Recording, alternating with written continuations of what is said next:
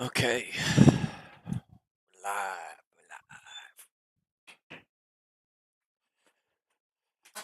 All right, all right. This is pretty easy to count here on an Elliott wave. Get rid of this. So I'm just gonna quickly explain where we were. So yesterday, last night, we made our stream. We were kind of showing what the wave count was and what we thought it was.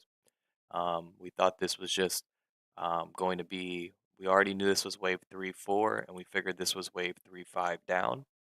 However, we probably should have preempted the fact that if we have a target for wave 3 to end down here at 373, that it was going to need some sorts of bigger bounce for wave um, 352, basically. So we're in the fifth wave of three, okay? And within that fifth wave, we're probably likely to get a wave 1 coming down here, and then a wave 2 coming back up, and a wave 3 coming back down, and then a wave 4 coming back up, and a wave 5 till eventually we come to this extension level that we're expecting. Okay. So the reason why this is now the new pattern is because, oops, let's go ahead and put that up there. That just want to watch what's happening with the major stocks here as well. Um, what we're expecting here is that this, at first we were thinking this is wave 1, 2, um, and we were saying that this probably wasn't 3 here because it's too small to be wave 3. It would honestly, wave 3s are usually the longest, so it's probably wave 1, 2, 3 down to this low here, and then 4 and 5. And then MOC kicked off the wave 4 going back, or wave 2 going back up, I should say. And so we have a 5 wave going up here, or I mean 5 wave going down here, and we have another. Ooh, excuse me. So then we started rallying. And so wave 2 can be a couple of different things. We were going through some of the corrective waves yesterday. And so, we're not really worried about what it is right now because we're not going to trade it. There's not that much potential in this move. Yes, we could, make a lot of money in futures because, um, oops, get rid of that. Was talking to the support team because they messed up all my shit. But we got all that stuff resolved. So yes, there is quite a bit of room still that we can go up higher. Of course, you can make a bunch of money, like 400, 500 points, but the stronger move is to the downside. We want to stay with the general trend. The general trend right now is clearly down, and we would like to stay with that general trend. Um, and we started kicking off like again downwards yesterday, and this is pretty minuscule of a bounce still. Um, so we're not really looking to long this, even though you probably could long it up here to another 5 points higher on the Qs, which we told you yesterday that the NQ is 80 points of 1 point on the QQQ. So it'd be about 400 points higher. So yes, there is potential. You could try to find a long entry in here, but is it worth it? For me, no, because I'm going against the trend. And I could still be wrong about this count, right? And we know that this corrective wave in wave 2 wants to make 3 waves. So this could be your wave 1 going up to the top here. And within that wave 1, you can kind of count here a 1, 2, okay, up to here, you could say it's 3, 4, 5, right? So you have a 5 wave sequence going up, and then you have within this 1, 2, 3, right? So then you have a 3 wave coming back down. So we could be doing some sorts of zigzag here, okay, and going back up for a 5 wave sequence up. So that's what we're watching right now. We're looking for that 5 wave sequence to come through. And when that 5 wave sequence ends, then we can start thinking about grabbing shorts. If you were trying to play the long side here, if you assume that this is the bottom of B, and of course we're going to do C, which is 5 waves, then you could say, um, You could say this is wave one here, wave two down to here, and this is 3-1, 3-2, and we're about to go up for a 3-3. And so that should probably take you through these highs because the third of a third, again, the wave three is your strongest wave. And if it's a third within a third, then it should go up pretty strong. So you could see this as being a good opportunity to just scalp some longs here, grab some longs going upwards. Um, because it is pretty likely to go up. And then we can kind of confirm that a little bit with our indicators. You can see that the moving averages here, the 10 up here is uptrending and it's above the 50 and it's above the 21. The 21 is below the 10 like it should be, but it's uptrending and it's above the 50 and the 50 is starting to upslope as well on the 5 minute. So you're starting to see bullish confirmation here on the 5 minute. You're also starting to see, of course, on the way up here, you were seeing the same thing on the one. Obviously, here on the pullback of what we would expect to be B, we came back down and we crossed back down, but we did a good job of supporting, and now we're starting to get that cross back up. So if I were to look for these long entries, I'd be looking for it on a pullback down to the 10 once this 21 crosses over the 50 on the one. Okay, so we're looking for, which it just did. So now the 50 is the one beneath. We want the 21 to stay above the 50, and then we want to pull back. So really what we want to see, in another way to put it, would be it needs to stay up here, close up here, so that the 21 can kind of stick and it doesn't just move with it, right? So it needs to close somewhere up here, and then it'll pull back. And when we get that pullback down to the 10, that's where we would want to enter. And a way you could say that in a different manner is that this is just the breakout of this recent high. We want to see that high get retested. Okay. So when we see that high get retested, then we could enter our long on a scalp. Um, but it'd be risky, of course. It doesn't necessarily mean that that's the correct wave pattern because there's other ways to count this. You could count this as being um, a flat of some sorts, okay, where you have three waves up, one, two, three, sorry, one, two, three, and then you could say that this is three waves down, one, two, three, and so we're going to get five waves going back up still, either way. You could also count this as being wave one up, wave two down, wave three back up, and then we're going to come back down again. So there's many different ways to look at this, but it seems to me that we're probably going up. We did break the opening range high going to the upside, and we're entering the previous day value area low. The previous day value area high would be at the high of day yesterday, so I doubt that's the case that we'll get there today. Um, but we're looking for anywhere in this range. Anywhere in that range, it can turn back around and it can turn down heavily because at that point we'd be talking about wave 353. So you'd be looking at two-thirds basically. So wave threes, the main wave three, they're strong. Okay, they're strong movements. Wave five is usually an overshoot though, right? So this is why we're kind of resisting here. We're trying to hold the lows and they don't really know what they want to do. But then when we turn back down and it's a clear turnaround, they'll have broken some sorts of support that they put in. When they break that support, it should accelerate. You should get a 353, okay? And then we'll have a 354 where we'll have a bounce again. And I would assume that that 353, once we get up here and finish 352, 353 will probably take us to breaking these lows. Okay? Because when we break these lows, we already know that the market has a habit of wanting to retest the break. So this support, if we break that support, we want to test it as a resistance, right? We want to then change that into a resistance and then we turn back down, right?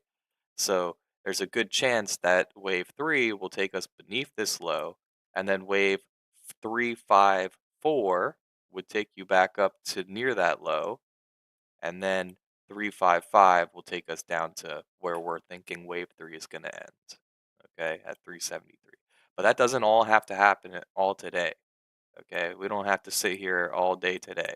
So as you can see, we're getting everything that we wanted, right? We got the cross up, everything's crossing up, and we're not getting the pullback to the 10. There's just no pullback to the 10. So here, we're starting to get a pullback to the 10. I might just take it just to show you guys.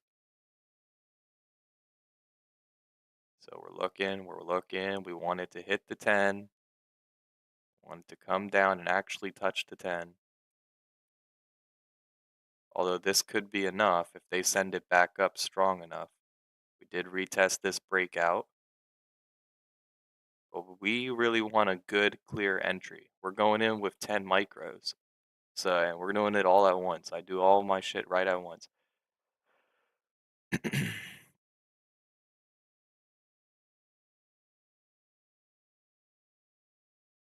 So we're waiting, we're waiting, we're waiting, we're being patient. We see the one stochastic starting to roll over here, but the five stochastic's still going up.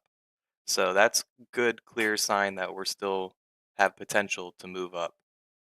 Let's see. Need to look at the 2000 tick on my other screen.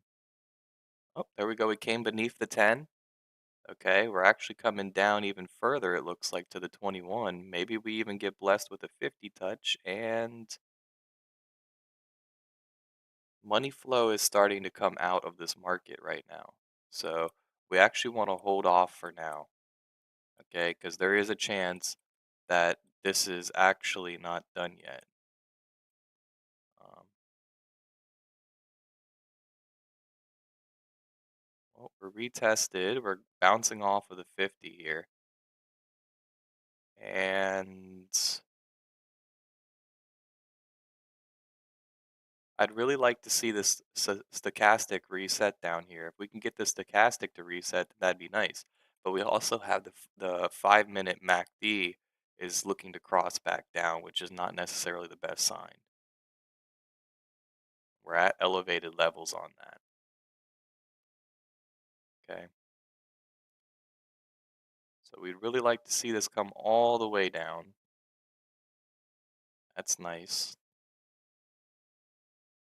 Okay.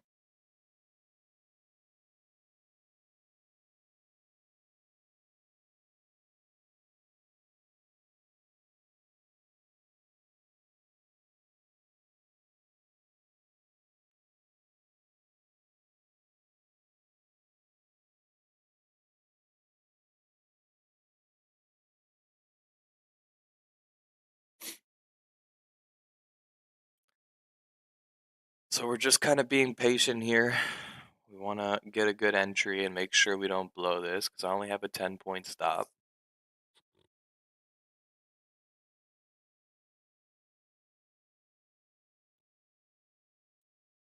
And we know that there's a little bit of question mark around this area down here, right? We don't know yet if this is just wave one, two, and we need to break these lows here first for a wave B, right? We're pretty sure that this is all just wave A, but then coming back down, have we finished wave B yet? We don't know that. We don't know if we finished or not until we break over these highs. So there's still like a little bit of a concern that, if we take this long, we could just get stopped out immediately as we start to drop.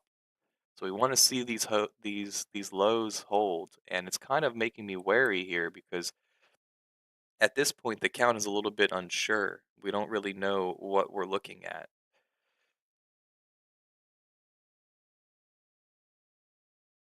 I think it's probably better to hold off because when we came down this far, right, we then broke into that what we were saying if this was wave 1, wave 2, right? Then it'd be fine if we said this is 3-1, 3-2, and we're going up for 3-3, 3-4, 3-5, right? But if that's the case, and this is 3-1, 3-2, 3-3, 3-4, then 4 should not have came into this 1, or this, yeah, where 1 is. So it's not looking bullish right now. It's looking like we need a deeper pullback, and this was all just wave 1, and this is wave 2, and this is going to come down, break these lows, and we'll have wave 3. Then when it turns around, we'll wait a little bit longer even, Now, it's also possible still that this could just be wave one and then wave two, but I'm not really seeing how because all this weird chop area in here doesn't really show that, right? Because if we're trying to count a five-wave sequence within that menu, that this is bearish. It's trying to come down, okay? It needs further down before we can go back up. So if you wanted to put it another way, since this is wave two, right? That's the what we're really looking at. This is all just wave two, okay, of five, of wave three on a bigger downtrend. Okay. If you wanted to go even further, you could say this is 2B, right? So you could say wave 352B, okay? And then you should have wave 352C going back up on a rally. I don't really put on the letters because I could just understand what's going on.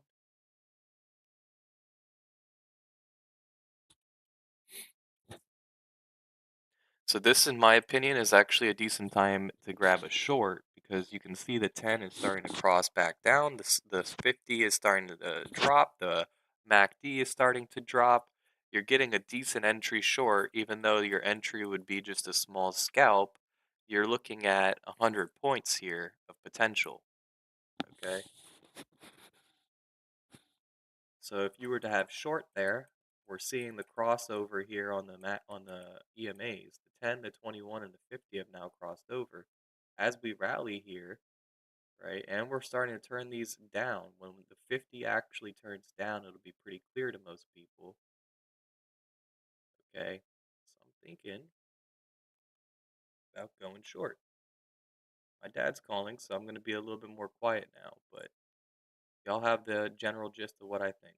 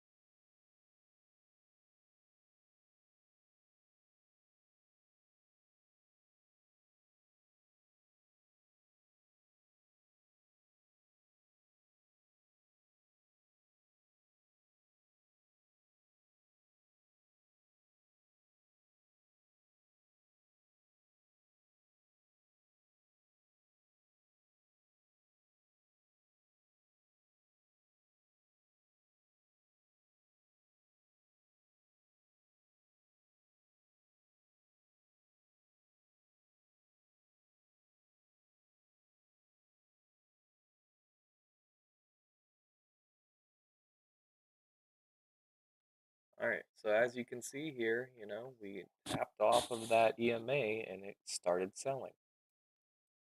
Okay, and so it would have been a great entry to just take that crossover on the 1 minute. you're gonna come back up because they probably want to stop out those shorts, right? They're gonna try to take it up and they're gonna try to run your stop. It's just algorithmic. It's just algorithmic moneymaker um, ideals. What this is.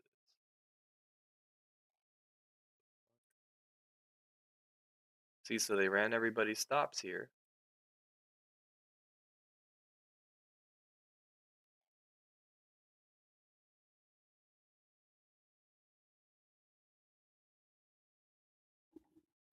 So now that they've ran everybody's stops, now we're really looking for the short, right? When we come back down,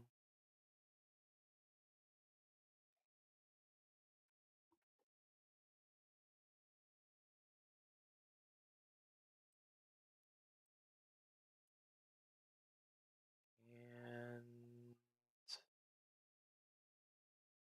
we're looking for it, man. We're hunting this short.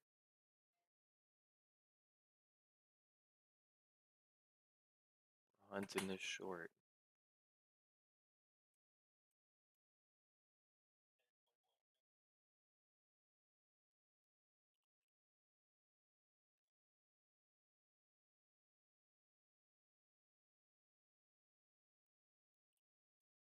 Okay, so what I was saying was that this is a five, and this could be three waves down. This could be one, two, and then we're going up for three here. It's possible, but I just don't see how that wave one there is five waves going up. Just doesn't really make sense to me. It's possible, we could have just rallied here on. No, I mean, I don't know. It just doesn't make sense to me.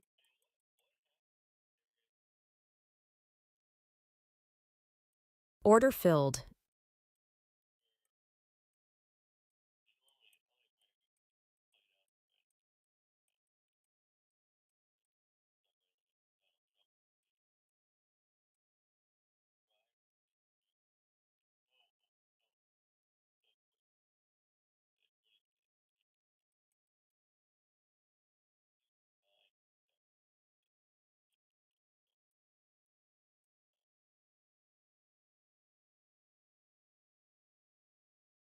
Once we break these lows, I'm looking to move my stop to break even. There we go.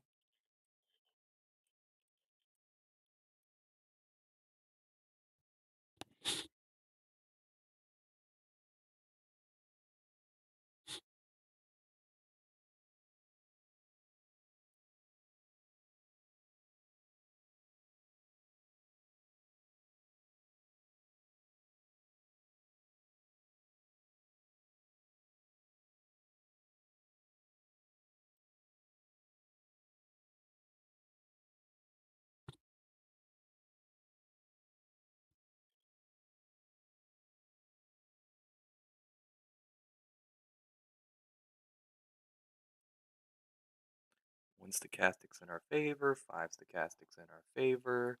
Money flow on the 2000 tick is still down. And Order take filled. profit past the combine. It's that simple, guys. It really is.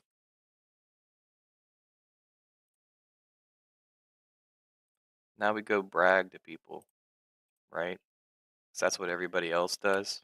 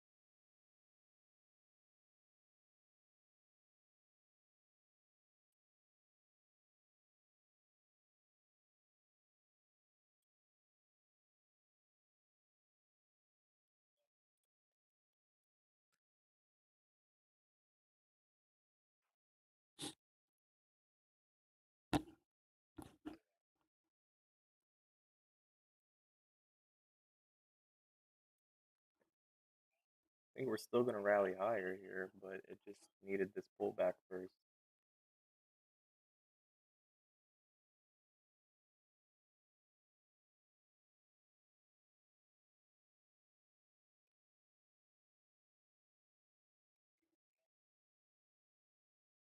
They got it down to like minus 1,000 ticks.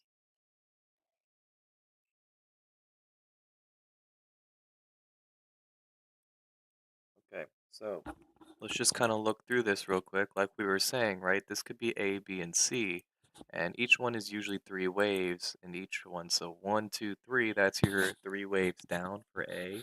Within, well, we'll just say one, okay? So this is all part of B, right? So that's three waves down. That's one, one, two, three. That's two, and one, two, three. This is three, okay? And you'd be done with B whenever we stop, okay? Wherever we stop, that's where it should end. Okay. Now going back up, where's 9:30? I guess it's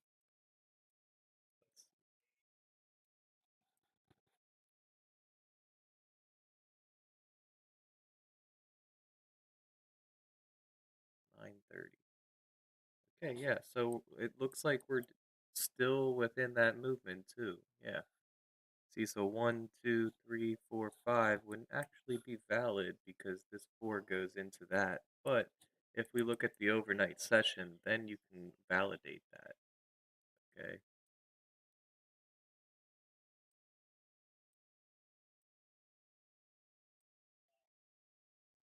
My dad said something about when you have assholes like Trump, the Elliott wave count can't get all the way to the Fibonacci's that it wants, right?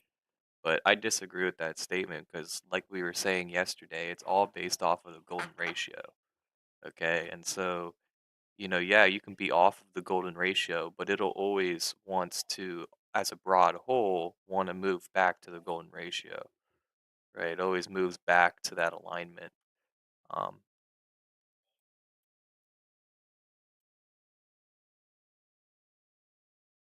what I'm seeing here is that this wave A could just be three up, and this could be three down, and we are getting a flat of some sorts, right? We're gonna go up higher.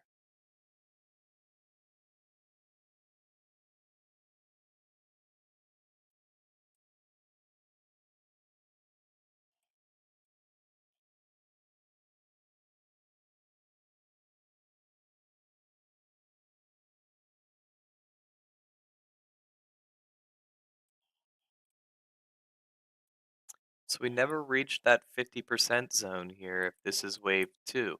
Now there is another possible alternative count. You could say that this was wave one, wave two, and that all of this was wave three, regardless of how you end up counting that, right? You could say that this was one of three, two of three, three of three, three, four, three, five, down to the bottom, okay? And that this was just wave four of three, and that we're actually now going down to break these lows and starting wave three, five, okay? So it is possible that we actually go down. That's why I was saying I'm not looking for longs because there's more wave count patterns that can form going down.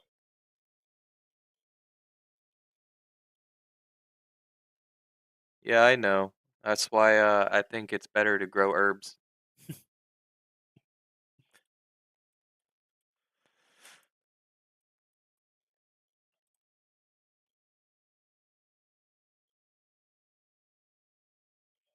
Hold on. That's the other thing I forgot to do here. Forgot to hit up the support.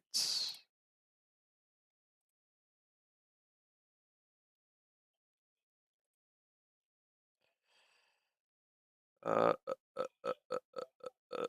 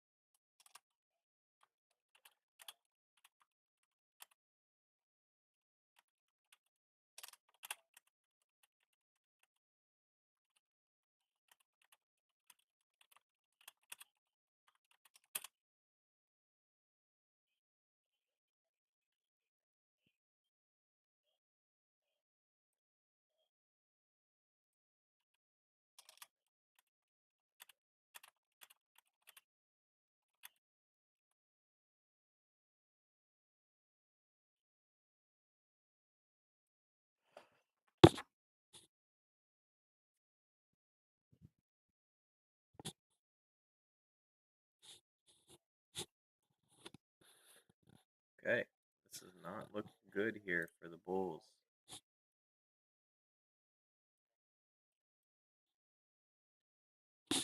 Bulls need a support here. You have the stochastic down, so you might be able to support here. But that MACD coming down like this is ominous. It's definitely weighing on the market.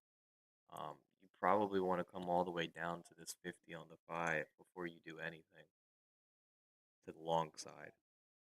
Um,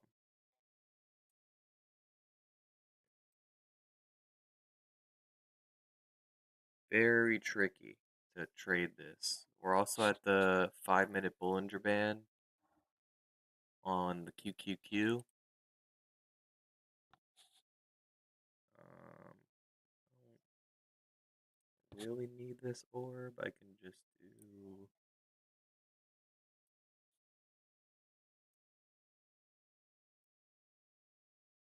That's close enough. Fuck it. Get rid of that, and then Bollinger Bands. 5-minute chart. You can see we're pretty close to the bottom of this Bollinger Band here. So, and that'd be right at the opening range low. So we'll find some support down there. We'll probably rally back up. Now the count is so unclear right now because again it's a corrective wave, and I usually don't like to trade corrective waves that just sit on my hands because it's just not worth it. But in markets like this where it moves so drastically because of the volatility, you can actually make some good chunk of change just by, you know, this type of movement right here. That's like 70 something points there. You get the proper execution, you wait, you're patient, right? And the way I typically like to do my executions here is I like to wait, even though we tapped the 50, right? Why don't you just enter here, right? Where we tapped the 50. Well, I want to see them close above the 50, which they did on the 1 minute. And then I want them to come back down beneath that 50. Because if they were actually going to go and turn this back up, right, they wouldn't even come back down to the 50 because they're trying to turn the 10 and the 21 back above that 50. So that next candle here would have to be green. So you wouldn't come back to this 50 since we closed just near it, right? You just keep going and you'd go up. So when I see it cross back down, that's my confirmation to go short. So that's why I went short here. Okay. I got a fill at 446.50. Okay. So that was like here, and I did it a little bit early, I guess. I should have probably waited, and I took a little bit of drawdown, I guess, before it went down, but it did what it was supposed to do. And then once we break these lows here, from there it's like it's trending, right? We have a breakdown, right? And so when we break down immediately, we want to come back up and retest. And when we see that it immediately came back up above it, it's showing you that there's some strength and it's going to go down, okay? So we're building some sorts of downwards wedge, okay? We're in some sorts of downward wedge here, and I can definitely count wave one, two, three, four, five from here, okay? So that's 5 waves down. Yeah,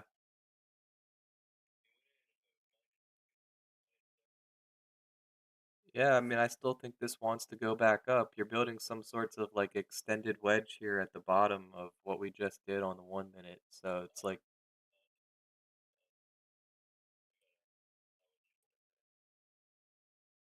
yeah, I mean, you're also near the bottom of the 5-minute Bollinger Band, and that's also right near the opening range low.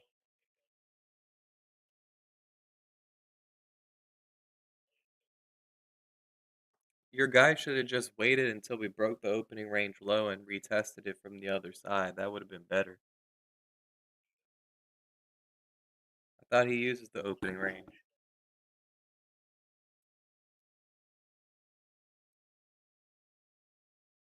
Okay. Anyways, so what I was saying here is you're building this wedge, okay? You see this wedge, it's very small time frame, but you're building this extended wedge. When you have it come down like this, if you wanted continuation, the proper would be a flag, right? Where you maintain these lows, you make a higher low, you move up like this, and eventually we break that trend line and we go back down. That's what you would expect for a continuation move. But for a reversal move, you're looking for overextension where these late term shorts are coming in, okay? And people that have shorted here, they're just trying to get out now, right? So they've seen it bounce and so they want it to come back down to the low. They want to see if it's going to continue or not, right? If it's going to go lower. And some more people found that this is a good time to exit for whatever reason. So we get a bounce. More people think it, so we get a bounce until eventually everybody's that sold from up here is now done. They're like, okay, I'm out. I'm taking my profits, and we cover. And when we cover, we should break back up.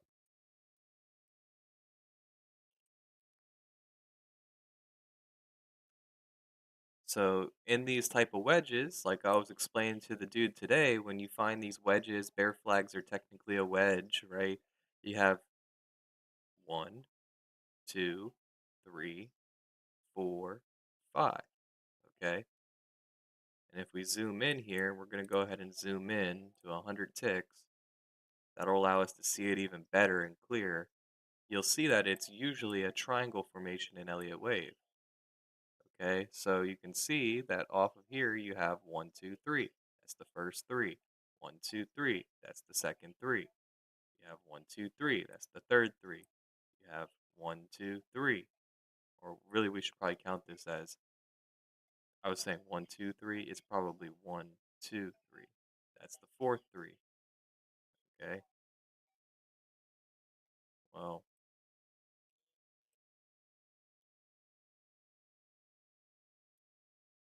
and then you have one, two, three. One, two, three, right? That could be your fifth wave. Okay, and now you're getting ready to break out to the top side. See? And like these are obviously not as accurate as they could be because I just kind of quickly drew them on a larger time frame, but you're seeing, on 100 ticks, we're already starting to break out. Okay, so it's reversing. I don't know why it's doing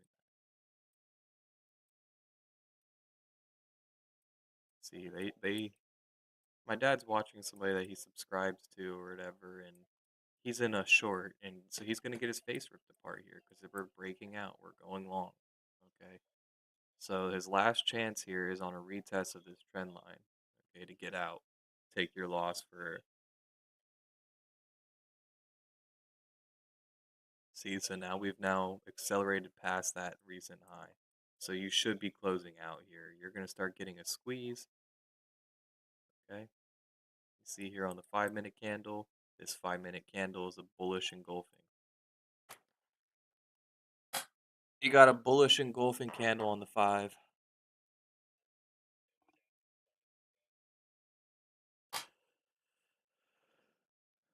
All right, so going up here, you see.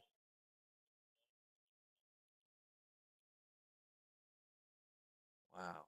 You see what I mean? So, going back up here, if you know these things, you know it's supposed to touch it 5 times, right? It doesn't have to touch, it just needs to come down, right? So, it needs to come close to it. So, like, this would be your one, two, three, four, five. Okay, from there, this is just a retrace. And from there, we bounce, right? This was people thinking that it was going to continue down. But in ascending and descend, well, this is considered a descending wedge, right? After we've already been declining, that's a topping pattern or a bottoming pattern in this case.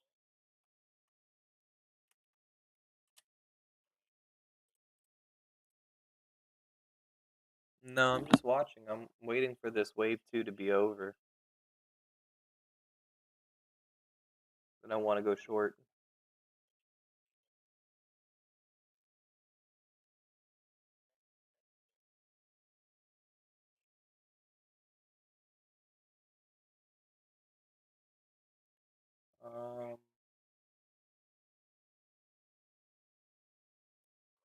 We'll do this.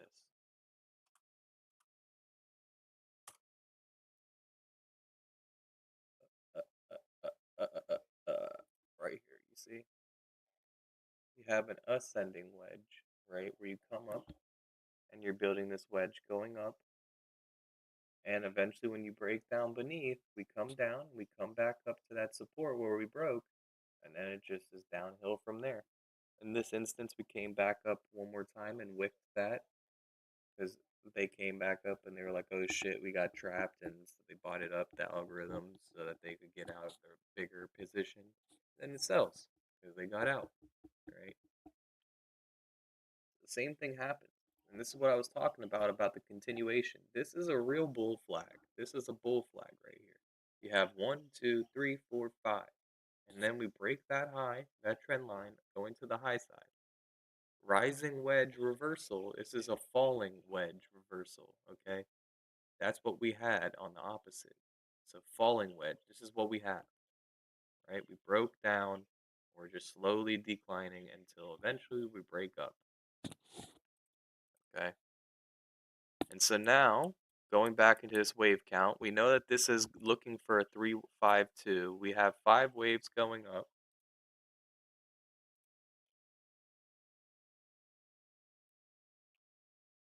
Okay, and your 5 waves would be wave one here.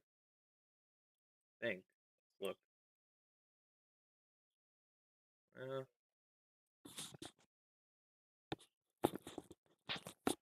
I mean, there's a lot of ways to count this. This could be wave one right here, and then wave two is down to there, you know? So there's really no guarantees. And then there's always the aftermarket session too, okay?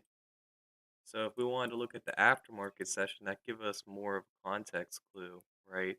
This could be wave one going up here, wave two, and wave three, right? So you could have a three, and then one, two, three, and now you're going up for a five, okay?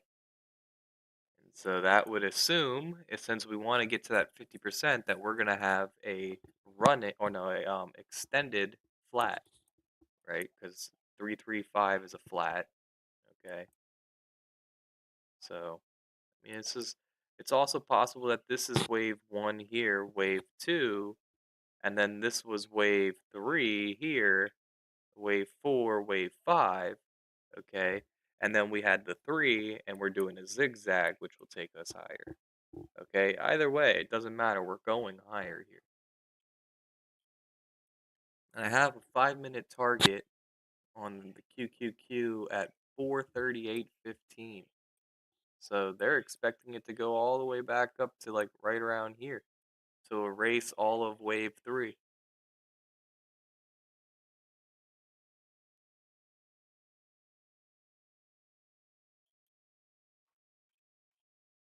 He should have cut that a long time ago. He's screwed.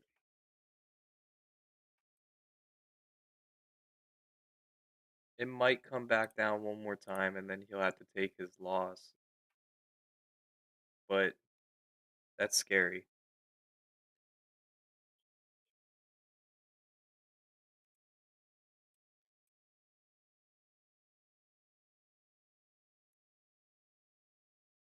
Okay, so this here, we're seeing the formations on a 100 tick chart of possibly being a bull flag, okay? Or a bull pennant, whatever you want to call it.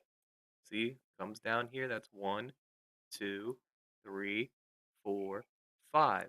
We're getting ready to break out to the top side. So if you wanted to trade the 100 tick chart for some patterns, right, you could do that. When we break these highs here, these previous highs, that's when you buy. You wait, you wait, you wait. Because it's still possible that this is not drawn correctly, right? Oh, oh, there we go. We immediately started moving very quickly, and we came back down and broke those highs. That's where you'd enter, right there. Okay. This is just some sorts of retest. You would have taken some heat here, obviously. But yeah, it's possible that this isn't drawn right. But that's why it's like it's a 100 tick movement. The higher time frame you go, the more reliable it is. So, I mean, I wouldn't trust it, on 100 ticks. So I don't really use 100 ticks often. I was just trying to show you guys that instance with this flag. Well, descending wedge, falling wedge is what they call it. Okay, so look at this. So we're on the 1 minute chart now here. Look, the 10 crossed over the 21 going up. They're both uptrending. And the 50 is pretty flat.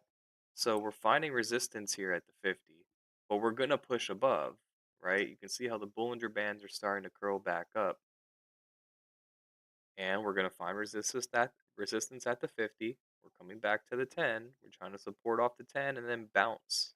Okay? You can see that the MACD is going back up, and the reason why we're declining is because the stochastic was too filled on the 1. It needs to come back down. The 5 stochastic is still up though, and it's up pretty strongly, okay? And the MACD is starting to flatten out on the 5. So the 5 minutes telling you that on, maybe the next 10, 15 minutes, it's going to be bullish, okay? But the one's telling you maybe the next 5 minutes are going to be bearish, okay? That's just a broad assumption. It's not like actually saying the next 5 minutes are going to be bearish. I'm just giving you like a window here. This is telling you shorter term picture.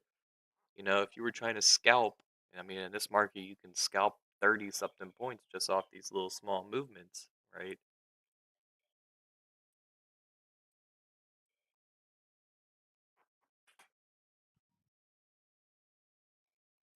My dad just informed me that we finished a 9 count on a 1. So that's something I didn't talk about the other night in the little lesson I was showing you guys. So when you go to Heiken Ashi candles, okay, um, you count these candles, okay? So here, coming down, this would be one, two, three, and the way I'm counting these is that this low, right, is higher than this low. Okay, so this would actually be bullish candle number one, actually. So this would be bearish candle number one because we break these lows. Okay, so that'd be one, that'd be two, but then we don't break the low here on the close of the candle, right? So that'd be bullish candle number one. But we didn't break over that last high here, right? So that's bearish candle number one, bearish candle number two. Okay. And since we did break back over these highs here, this is one bullish candle number one. Okay. So that'd be one, two, three, four, five, six, seven, eight. So my dad's counting this a little bit differently than I am, I guess. He's seeing this as being one, two, three, four, five, six, seven, eight, nine. I'm seeing this as being a reset. Okay. They're resetting here. They're going one, two, three, four, five, six, seven, eight, and then they're resetting the count with a bearish one, two, and then there you go. That's a bullish one. Okay. So that'd be one, two, if it continues, and then you count up to nine. When you get that 9 count finish, that's usually the end of your move. Okay, it can continue.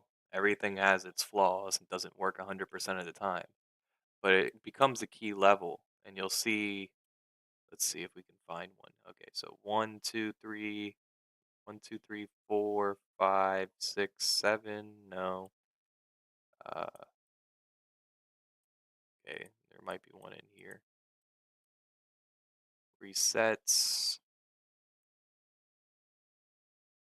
bearish, and it goes bullish. So one, two, three, 4, 5, 6, 7, 8, 9. You see, we finish here at 9, and then we get this pullback.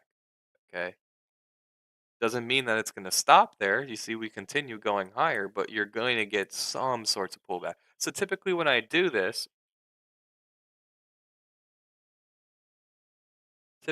do this, I like to do it on a more of a higher time frame. You know, you do it on a 5 minute or a 30 minute, okay, and that gives you more of an accurate understanding. So you'll see that. I'm not really seeing any 9 counts in here. Yeah, I'm not seeing any 9 counts in here. No 9 counts. See, so I wouldn't even worry about that. 30. Okay, you might have some in here. So that'd be bullish candle one. That'd be bearish candle one. So one, two, three, four. Nope. Resets. That'd be bullish one, bearish one. One, two, three, four, five, six, seven, and then resets. So not quite. We're not getting the full 9 counts.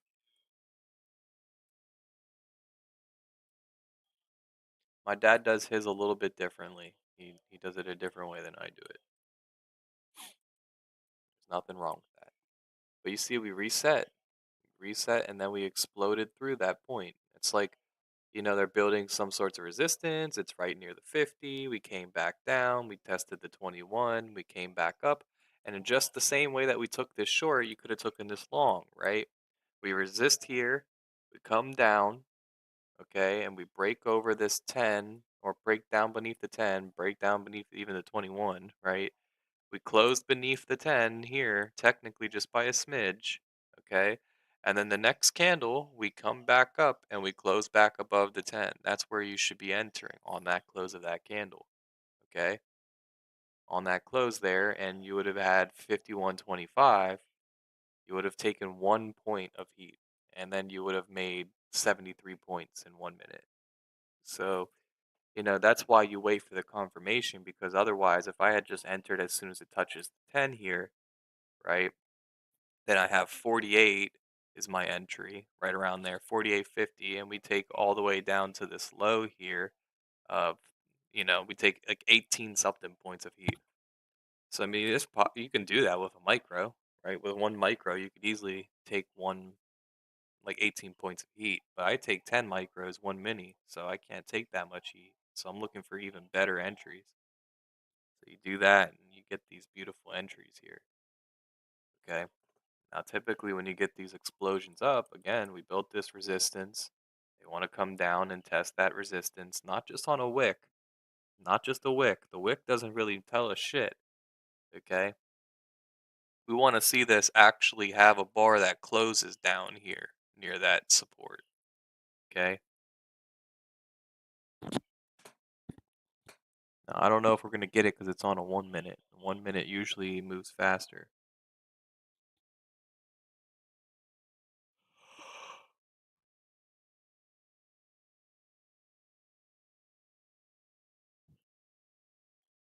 This is tough.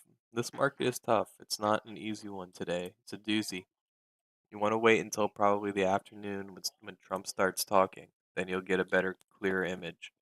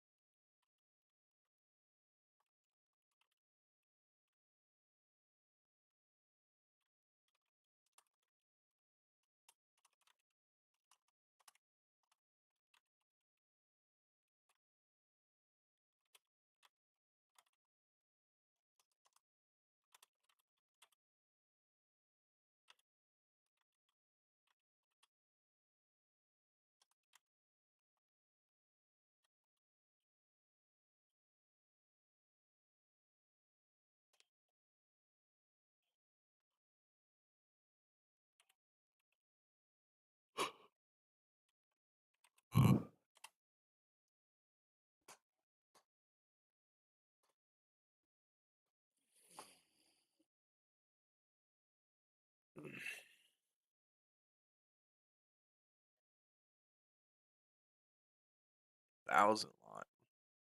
What are you seeing? Thousand lot. Let's see, no thousand lot. Maybe it's somewhere on this. I don't fuck with that whole Dom bullshit. I don't pay for the level 2. It's just more overhead that you have to pay for. So, and it doesn't really help me. But I see what people are saying. Like, if you have 1,000 lots somewhere, market's gonna want to go to that, right? So they can spoof the market by putting it lower, right? Put 1,000 lot there, and as it starts to approach that 1,000 lot, you take your 1,000 lot back off. So you can spoof the market and everything. I get it, but it to me, it's not important. Ones are not important. Let's just go to fives. Usually I do tens and above, but we'll do fives. market is more intense.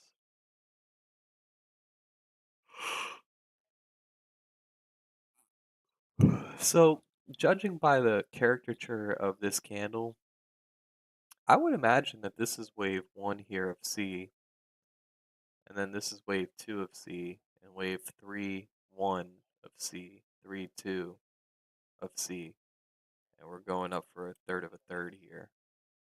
Um, but the 2 doesn't necessarily have to be over yet. It could still come down even further, right? Well, I guarantee you, I'm 100% guaranteeing you that we will break over these highs.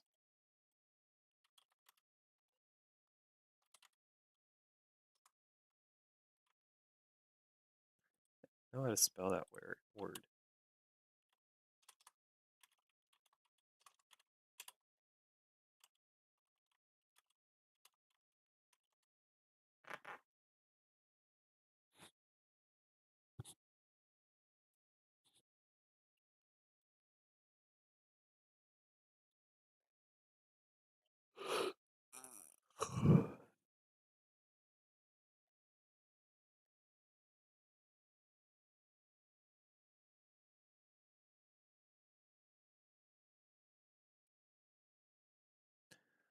Okay, let's go ahead and let's give them a top step team. We'll help them out a little bit here. No reason to be an asshole, right? Just help out people when you can. It's a freebie trade, obviously. Um, is that the right place? Whoa. Yes, that's the right place. Wow, we already hit 50% on the Nasdaq. Q's, we haven't done that yet, I don't think. That's because the Nasdaq has lower lows. I see. Um,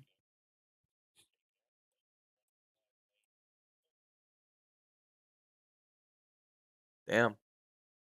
Well, I mean, the market's gonna come back down and flush sooner or later, but I mean, 590 bucks, that's a lot.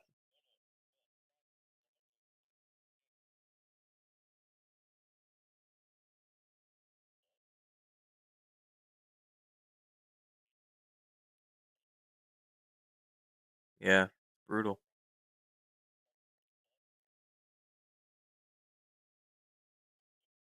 Yeah, it's brutal.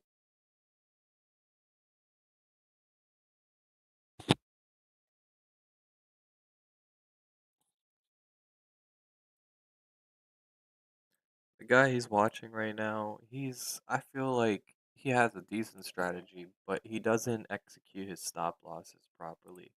He has everything right, and he takes his profits, I think, too early, and he takes his stop losses too late. So that's a losing recipe. You're not making as much as you're losing. You're losing more than you're making. But he usually does win, right? So he has a higher win rate, but his losses are just too large. He needs to find a way to mitigate his losses and take smaller losses. Okay, so this is what we'd be expecting. Okay, and so 18 zero 1 75, 18 0 1 1 75. Um, to it could be anywhere. It could just be slightly above. It could be a flat. It could be literally the exact tick high. So this high here is 597.25.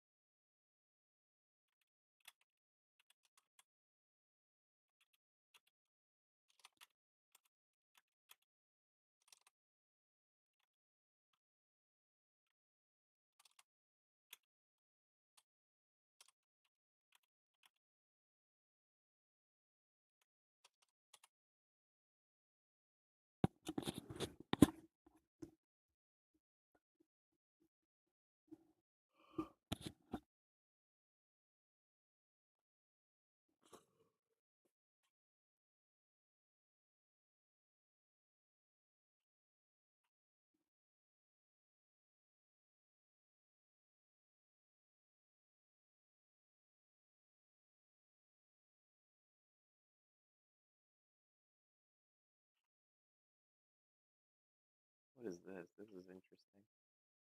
Got a volume profile on his DOM. Oh, he's got the ABCD. Nice. Nice. This guy's experienced.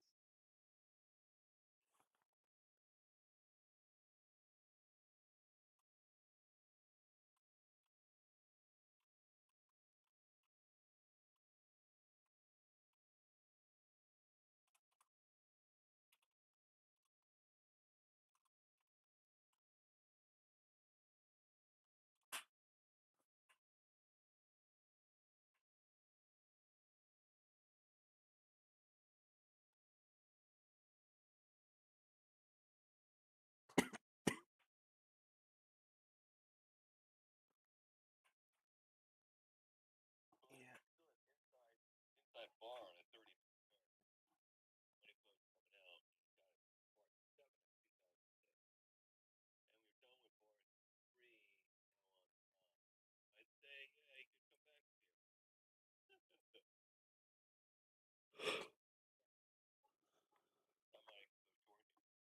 I don't agree. I think it goes long.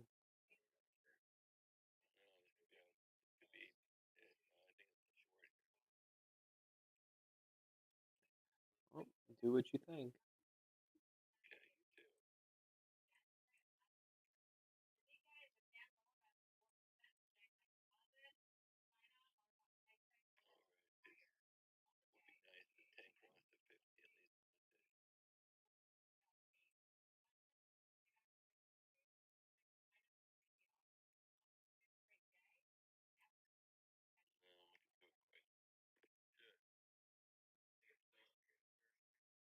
I disagree.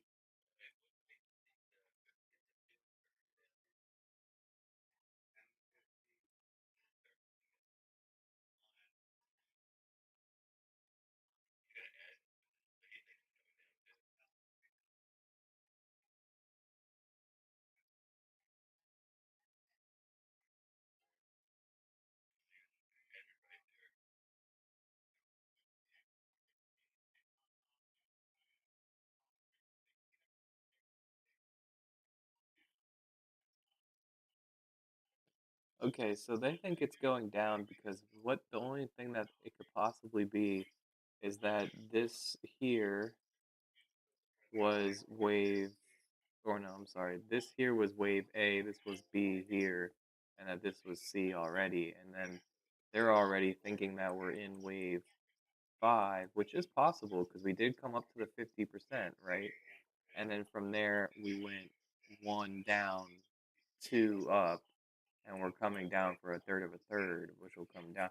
But I just don't see that as being true because we already know from this wave count, right? We know from this wave count, we know that this is wave 3, 5. So wave 3 has to end here when we're done, right? When we're done with this, it will have be finished.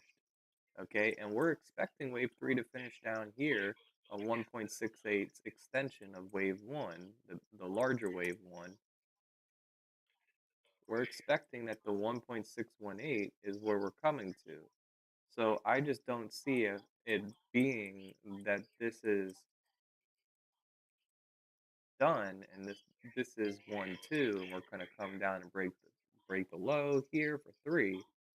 I just don't see that because if this was 1, 2, right, we're looking at a you know another 1.618 fib would be here. Let's go back down here now that you see what we're talking about.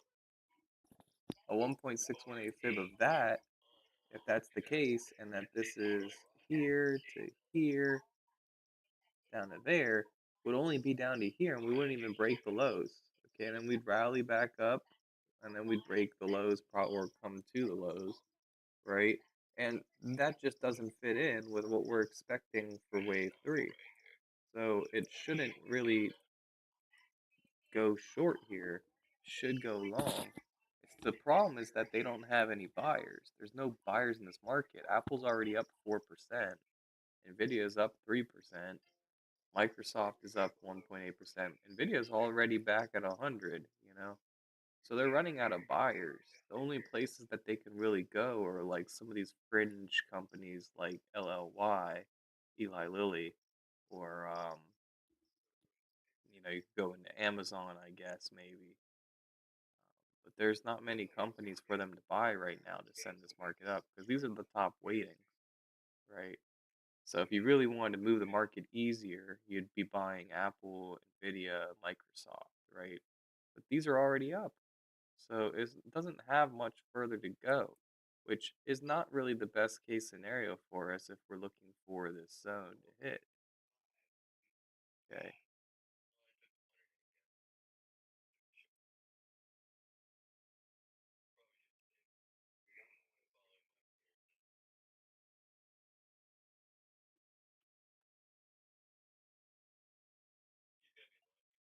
I mean, I see what you're saying. It definitely could be going lower here, but I just.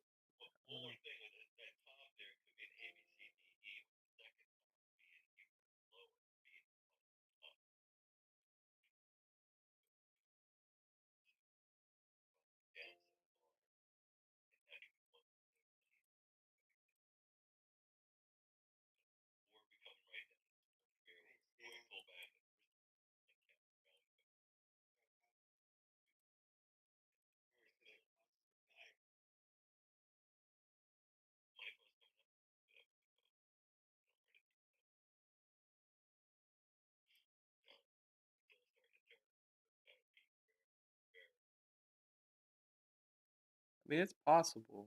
It's definitely possible. Looking at this overnight session, it does kind of look like it wants to top out. We did do 50% of the overnight session.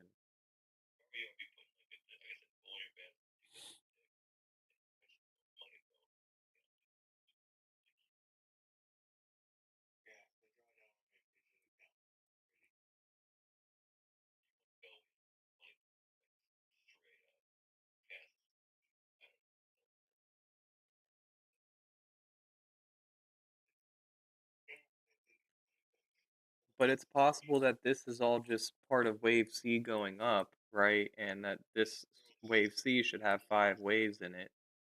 And so right now, if it were to stop and turn back up, that'd be 50%. That'd be wave two, and now we go up for wave three of C.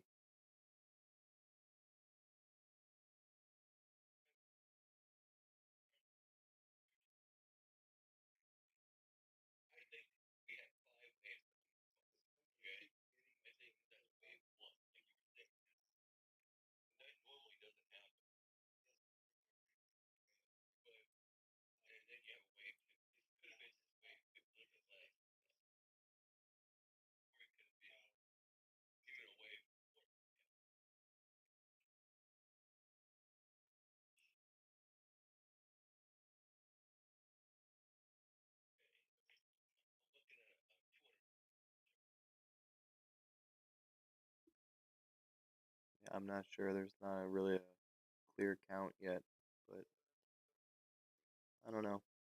I'm gonna play it.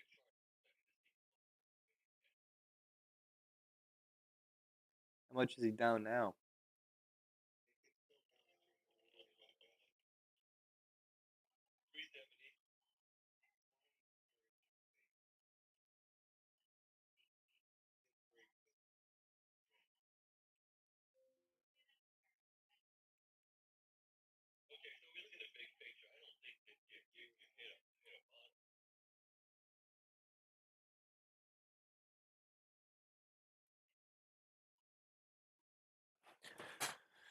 I'm gonna show you my screen and tell you what I see, okay?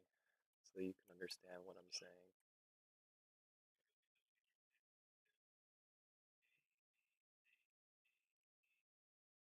Yeah, that's a possibility, yeah. But what I see is this is the futures. So 5 waves down, right? And then this could be A here, and then this could be B, and this.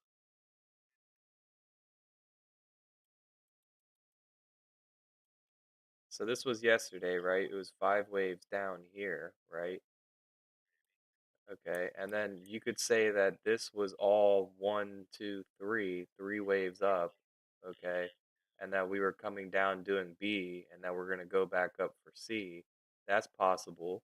Okay. However, this red box is the expected move that you would get for wave 2, right? 50. Yeah, I think it's probably unprobable as well, but I think it'd probably be better to count this because this vertical line here, and when it goes down, that's where the overnight session was, where it started.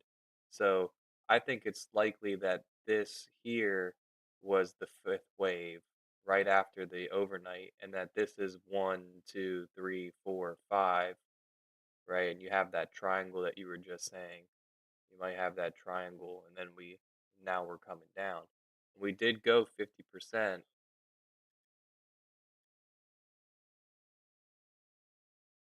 Talking about a 30-minute triangle.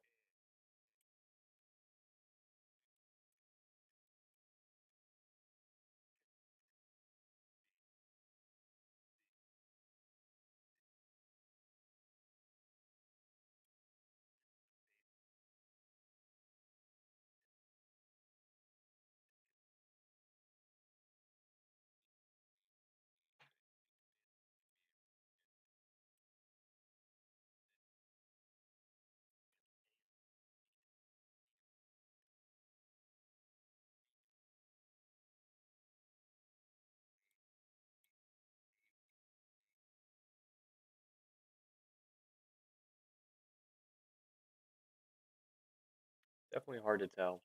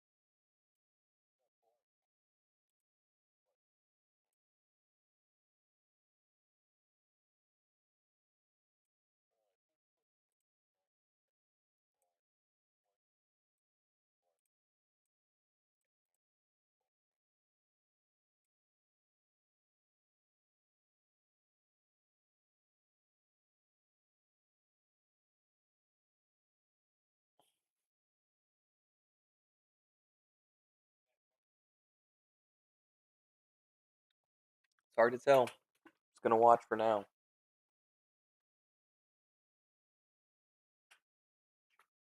I'm definitely not taking any longs, so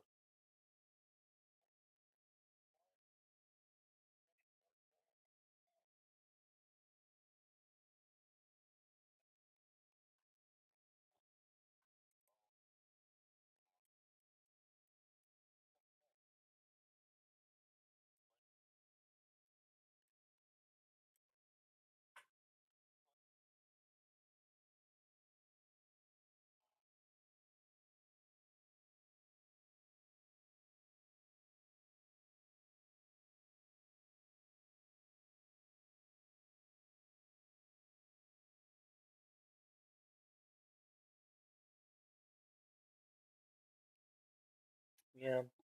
No, my dad has a good point. It's probably it's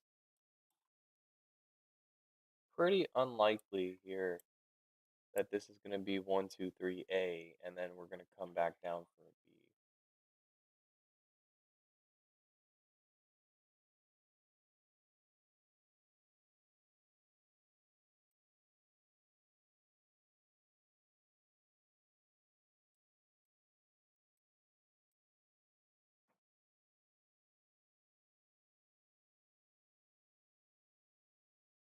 Support right here, man. duping everybody into shorts and then it goes long. That's possible. We've already established we've already established that this could be 1, 2, 3 A and we're doing a 1, 2, 3 B. Okay.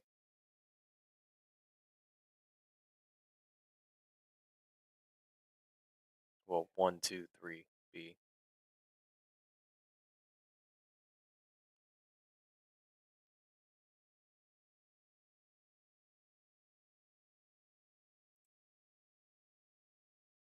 It's really hard to tell right now. I probably wouldn't worry about the Elliott wave count until we have more clarity.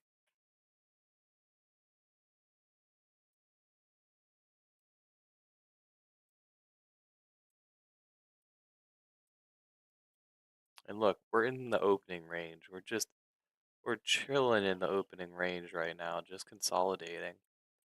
That's probably the only real reason why I think we want to go higher.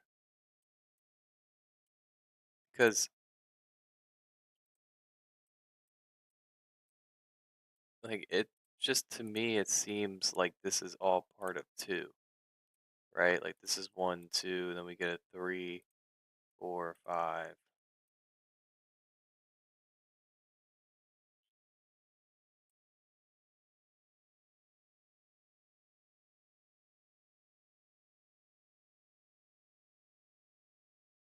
No, there's cases, like we came up to 50%. There's some really good, strong bearish cases here where, you're sitting here in a bear market. So who's to say it really wants to go much further than 50%?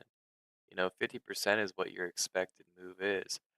Now, what we should see here, if this is actually going bearish here and there is no new high going to be made, that this is then 3, 1, 3, 2, and that 3, 3 should be very strong through these lows here.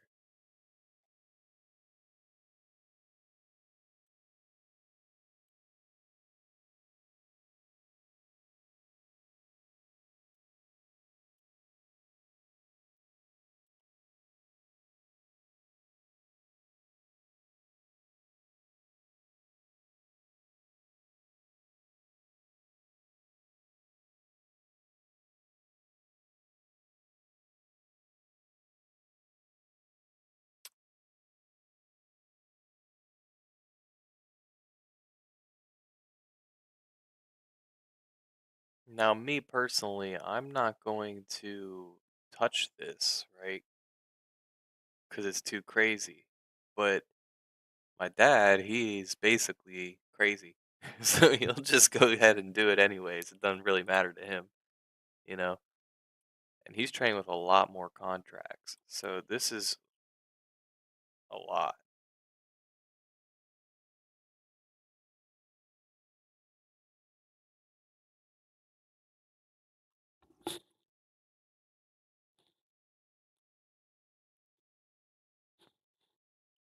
I've been warning you of the longs the entire day.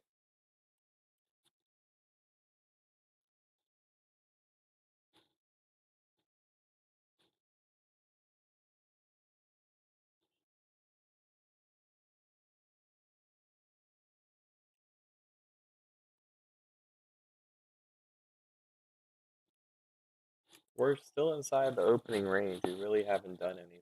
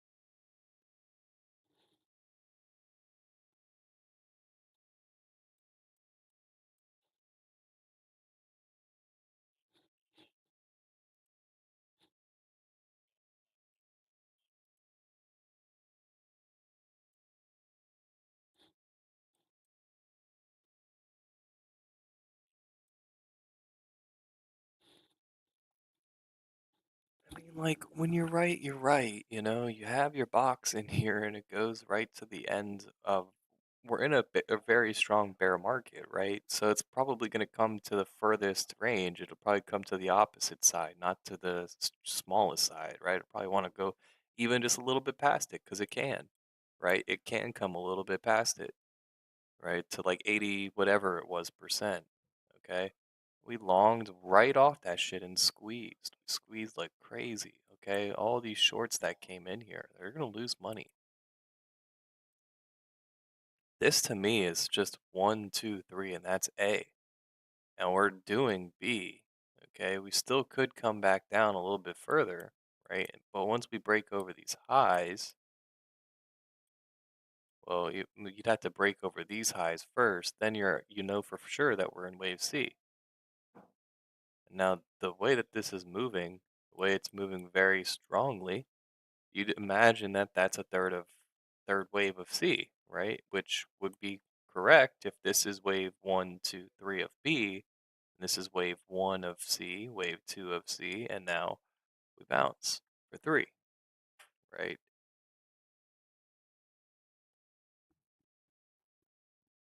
Now three should break over these highs. So that's what we're watching. We're watching for it to make sure it breaks over these highs.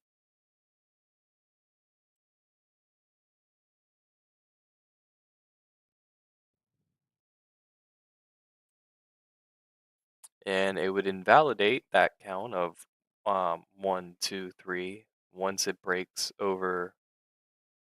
beneath these lows. So like that's where you'll see these massive movements, okay? If we go up and we're going to continue going up, you'll see a squeeze above this.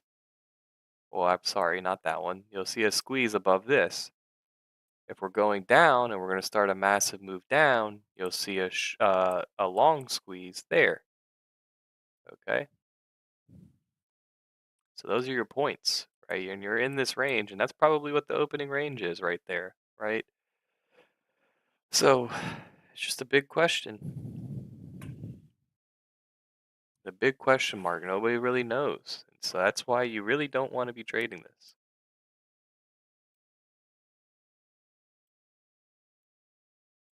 But I'm seeing the 50 curl up on the 1. I'm seeing the 10 and the 21 curling up on the 1. So if they really rallied it here, we break these highs and squeeze, the 10 and 21 will probably come over that 50, which is now rising. That'll be a pretty clear sign. As well as on the 5, we're still bullish, right? We came down and we stayed bullish here. On that squeeze, we supported, came and closed above the 10, right? And then we came back down to that 10 here, and then we bounced and rallied. That would be supporting the bullish cause. Okay, on the 30-minute, what are we seeing here? On the 30-minute, we're seeing that we're crossing over the downtrending 50 here. Okay, so that's still downtrending on the 50. So there's going to be a lot of pressure, downwards pressure. Okay, but if you can squeeze pretty hard. You can squeeze all the way back up to here, which is another 600 points higher, So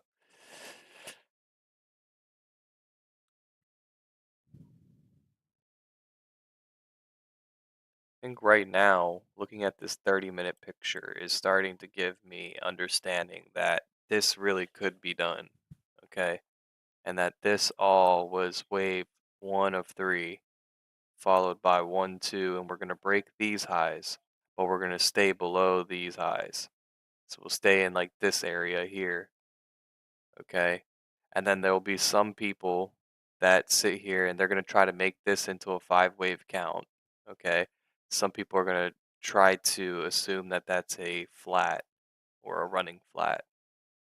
Okay, so here I'd be looking for longs.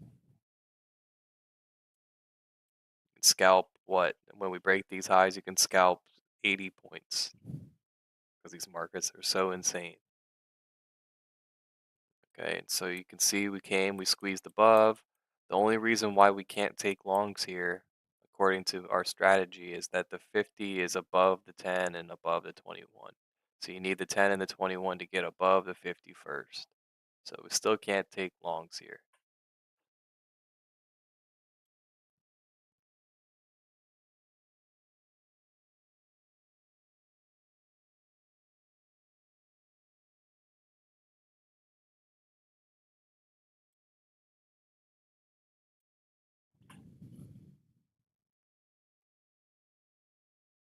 Getting some push. The 1 minute's really bullish, but the 5 minutes pretty bullish, but the 30 minutes a little bit bearish right now. It's not super bearish, but it's a little bit bearish. Now, seeing this, the fact that we kind of resisted the 30 here first and then came down and now we've pushed through it, that's making me feel a little bit better about it. But again, our expectations on a bigger picture is that it should come down here way lower, right? That's another 40, no, 20, it's another almost 50 points lower, right? Like 47 points lower. So if this was going to be um, wave four here, okay, of five, if that was the case, and we did wave one here, two here, three here, four here, right, and we were coming down to break, we probably wouldn't get to that target because five would have to be an extension wave that goes and drops fucking 47 points on the Qs.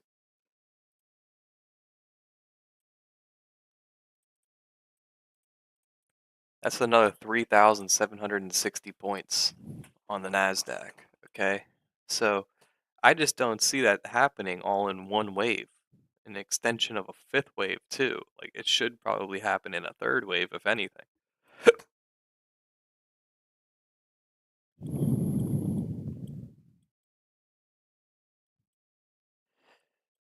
So my current understanding and wave count is that this is the bottom of wave three, followed by one, two, three, A. And I even think we're gonna come down and break.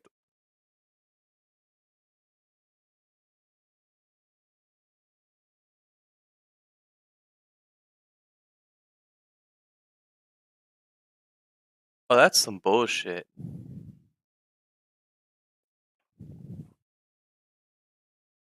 Yeah.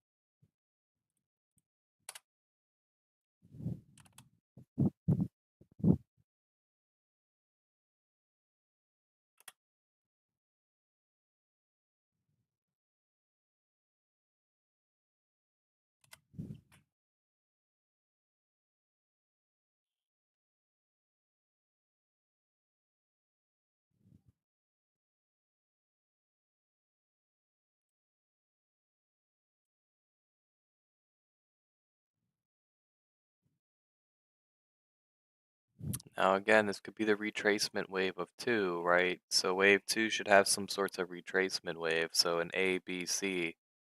Kind of hard to count, but this could be one, two, three, four, five, or one, two, three. Okay.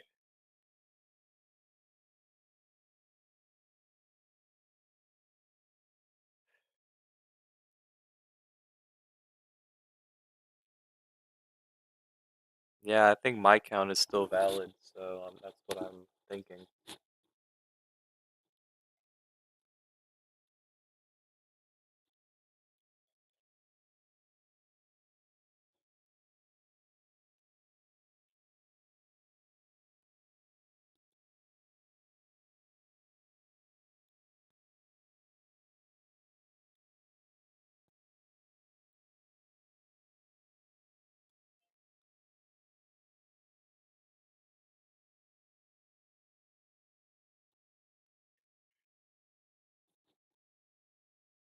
So it's kind of hard to tell, but this could be five waves here. This could be one, two, three up, and then you could have one, two, three, four, five coming back down again for some sorts of zigzag where we break this low but stay above this low, and then they could start moving back up. Or this could be a 3-3-5 flat, where this is three waves down, followed by three waves back up, and this is one, two, three, four, five, and we just get flat, and we make a double bottom, and then we go up. So there's no reason to rush into a short here. There is still the opportunity for this market to move higher.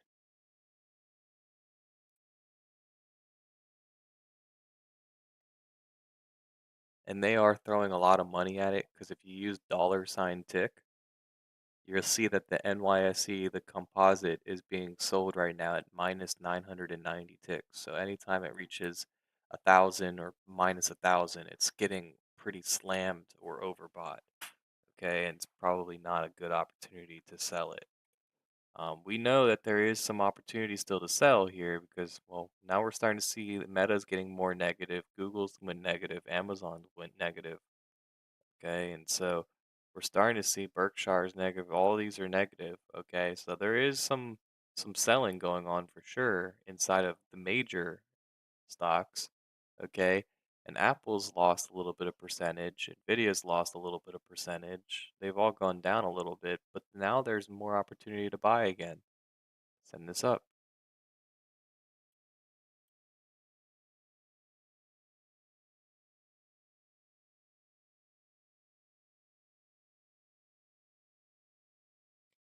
And you could count this as if this was wave one, right, of three, then this could be one, two, three, four, five.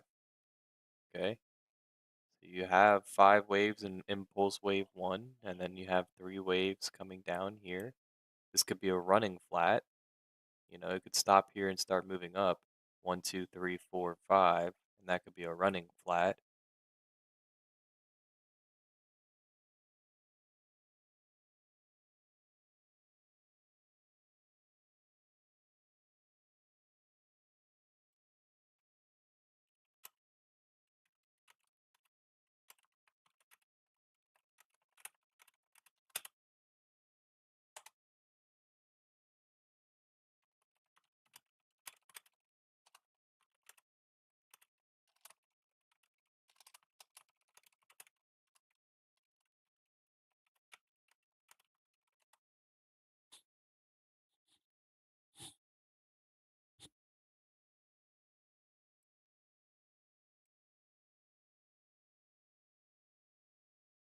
I mean, I'm not really worried about it. Like, I'm not worried about losing that XFA because it is what it is. I just passed this one, right? But it pisses me off that I wasted 150 bucks on that XFA and they fucking cheated me. They fucking cheated me. And so that's bullshit, you know? It's just absolute bullshit. It doesn't show the truth. The truth of the matter is that I fucking had along. The markets are closed. The markets are open. That happens when it says the markets are open. The price is above my stop loss, and I'm looking at it, and I'm like, why has it not closed out? I am at plus 900 profit. This makes no sense. Why is it not closing out? So I go to close it out manually, and it drops, right? And it drops against me. And I'm like, well, maybe I should wait a little bit longer because maybe it'll go back up to where it was before at 900, right? And I can take my profits. Then it goes against me and I lose a shit ton. So it's like, well, that's fucked. Absolute fuck. That's an L from Top Step, man.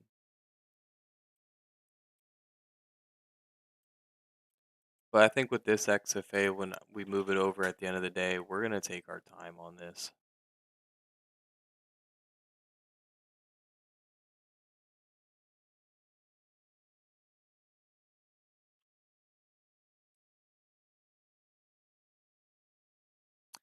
Yeah, I'm going to take my time on this next one. I'm going to probably size down to 5 micros instead.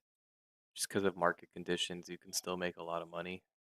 Um, I just don't think it's smart to rush into another one with the way things are going right now with Top Step's platform and them moving things over to the new dashboard. Once I get the invites to their new dashboard, then you get 20% off on combines anyways. So, I'm still looking for, still don't have that, I don't think.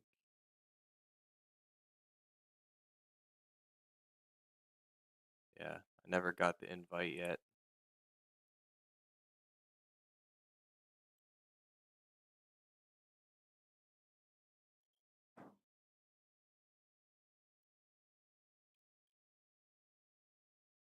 It should. The spots I'm looking at are that low that we put in. I guess that's low of day. And if it breaks that low, it should plummet.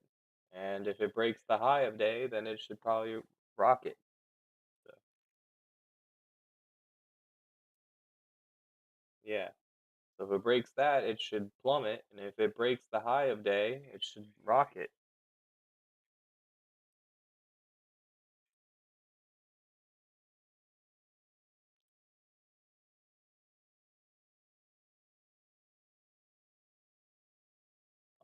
Yeah, so now that we just had this spike right here, it should people should be more bearish if we break over that most recent low, or not most recent, but 1144's low. If we break that low, then it should probably go down.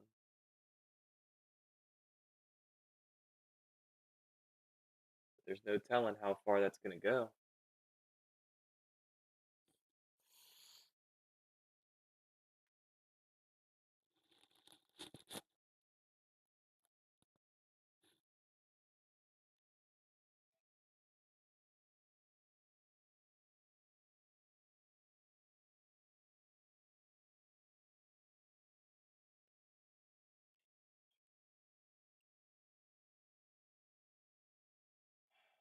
I got feet.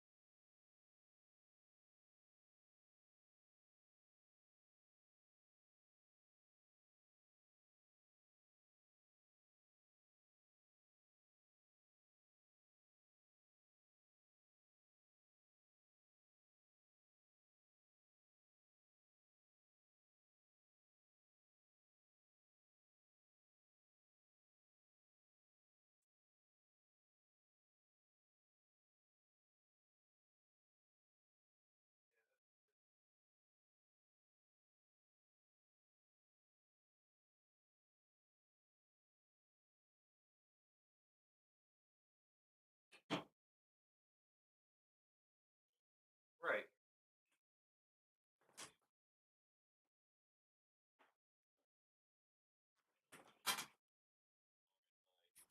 Right.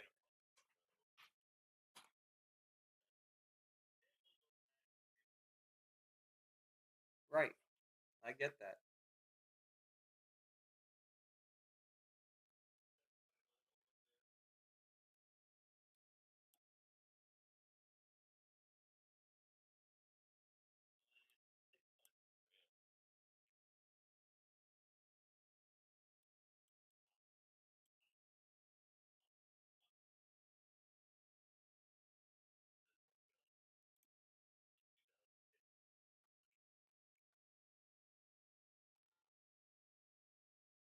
$425. I think it needs to go a little bit higher than that, but yeah, that'd be good. That would work.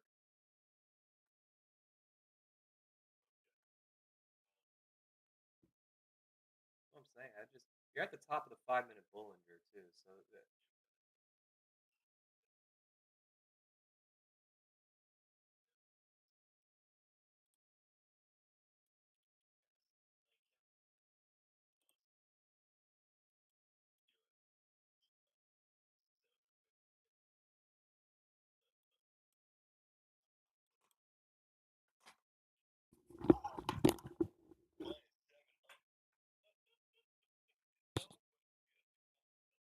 he's got two contracts on him too, right?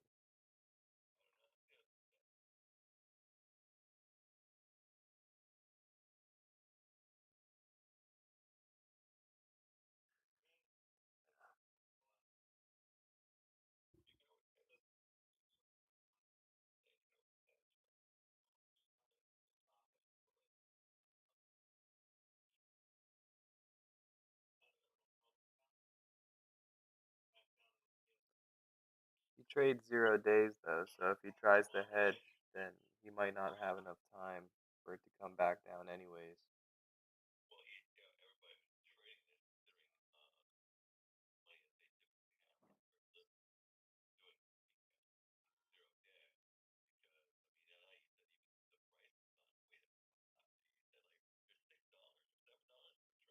Yeah,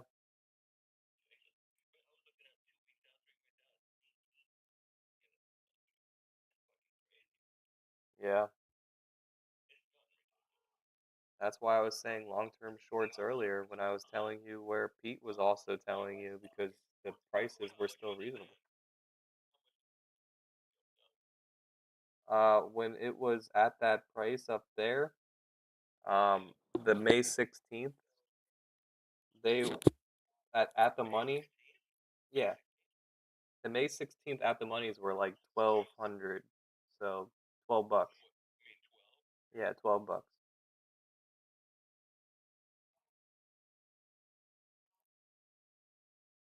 But that was before we had the massive drop.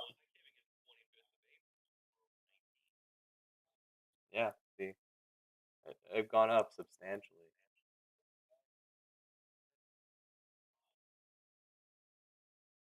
I mean, the IVs here on Schwab that they're giving you are crazy as well. Like for May 16th puts, they're saying that they're pricing in 4 or 52 points, dude, of implied volatility.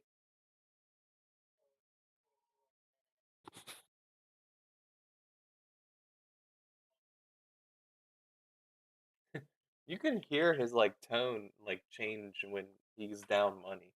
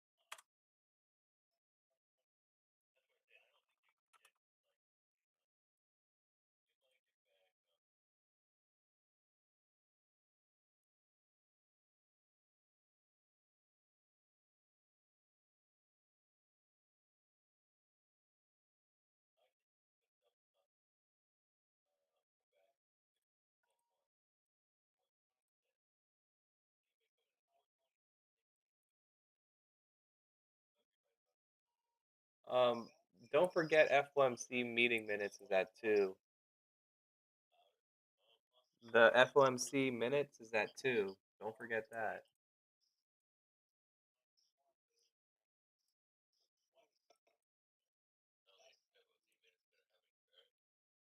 And then Trump is supposed to sign executive orders at 2:30.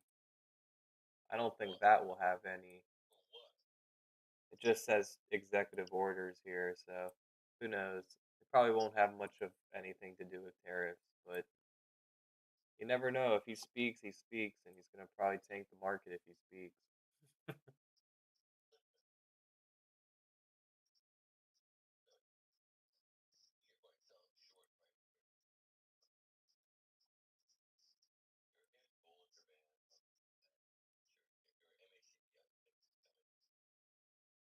I mean, I wouldn't short it here.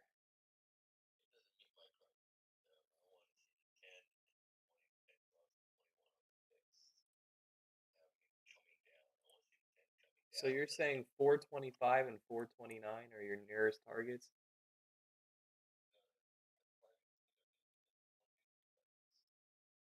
Really? Oh,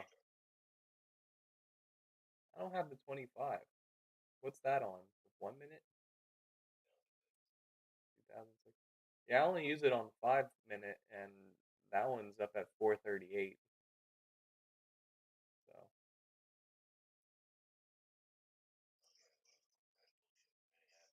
yeah,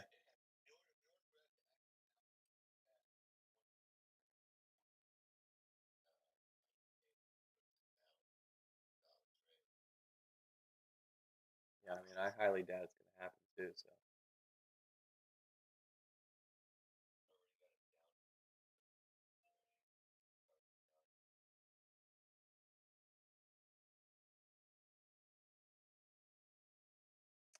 um, 425 and 429.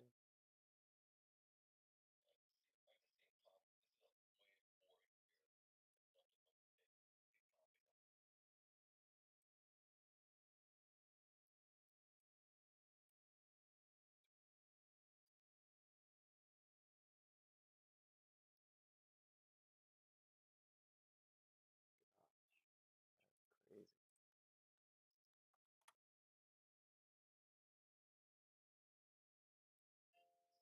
With the implied volatility the way it is on these high range days, it's really working highly against you because you have to pay such astronomical prices for these contracts.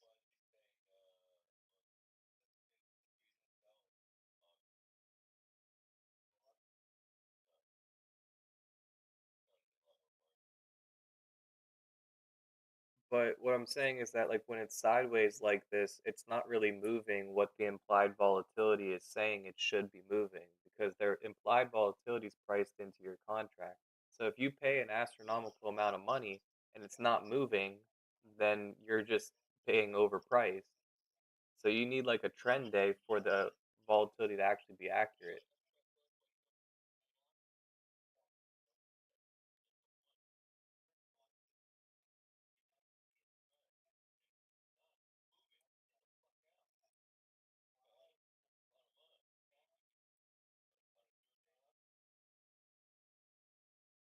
Yeah.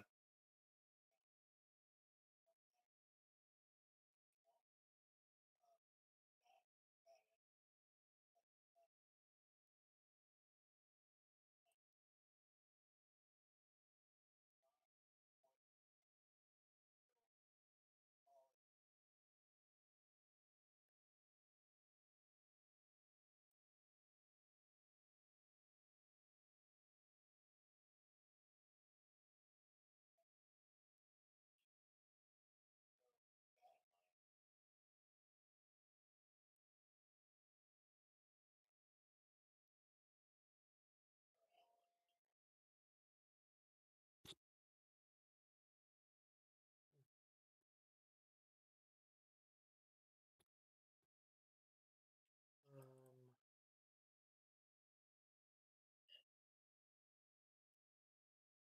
the 5-year break-even inflation rate was up 4 basis points at 2.35%. Meanwhile, the 10 and 30-year break-even rates inched up by 3 basis points to 2.22% and 2.19%.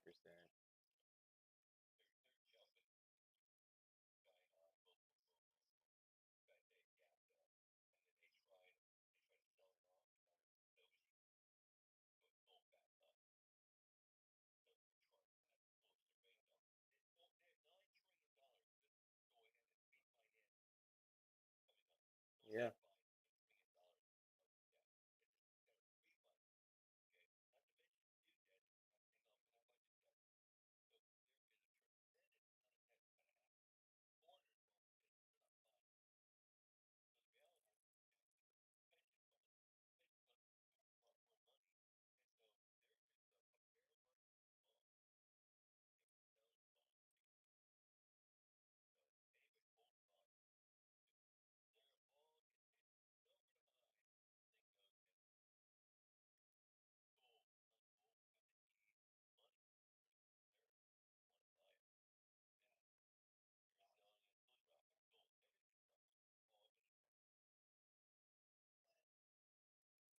Gotta buy farmland.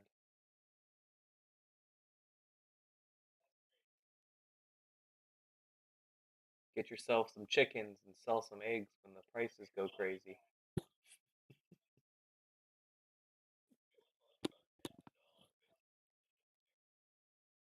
Yeah, pretty clear that there's no coming back.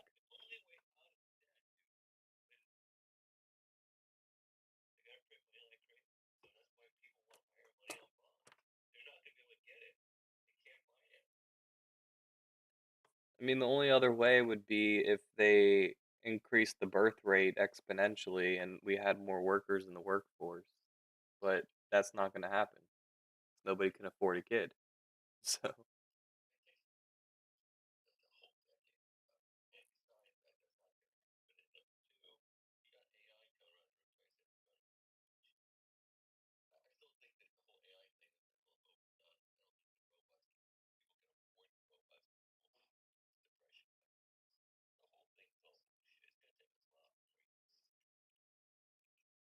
I mean, I know it's bullshit because AI is still at the current where we're at with all these Blackwell chips that Nvidia came out, it's still not finding anything new. It's just compiling data that's already given to it and making it more legible, more readable.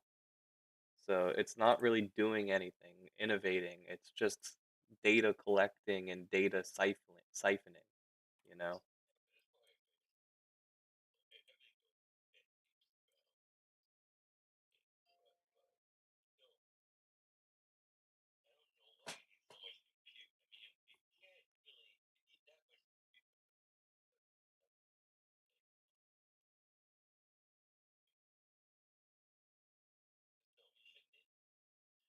I was listening to this guy who used to be a quant trader. I watch him on YouTube, and he was saying that when he was in the quant space, he retired this year or whatever. He said that they were investing several hundred million to like close to $1 billion into AI, trying to see if they could make AI better than humans at trading. And long story short, he was saying that basically it wasn't viable. It was kind of a colossal failure because they found that the amount that markets move, the amount of data that comes in, it's too hard for to build an AI model at the current rates. So, there's a lot of industries that they say are going to be changed by it that I just don't think will be.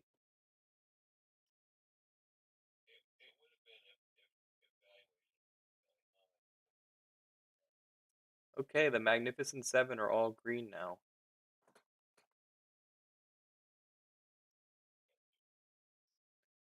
Just saying, they were Amazon was red, Meta was red, Google was red at one point.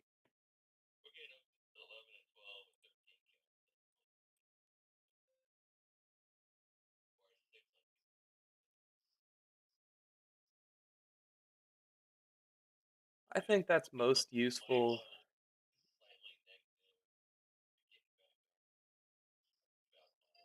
I think those 9 counts are most useful on, like, the 5th wave of something, where you think it's topping out or you think it's bottoming out. You use that 9 wave, 9 count, and then when you get there at the top or the bottom and you have a 9 count, it's like, okay, well, I have 5 waves and I have a 9 count.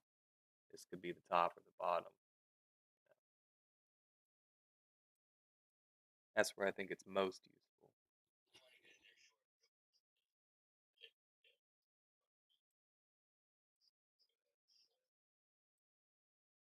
Not really a slam. That's just like new market conditions. Moves the whole point in 1 minute.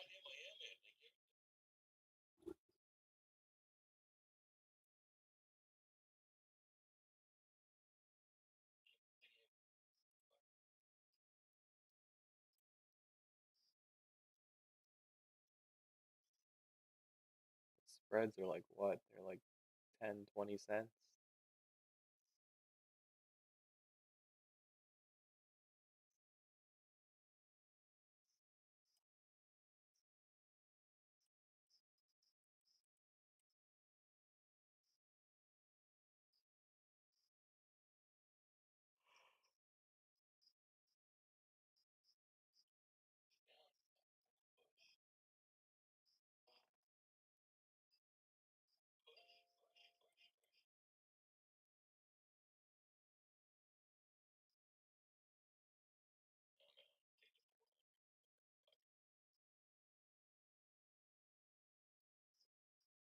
$400's good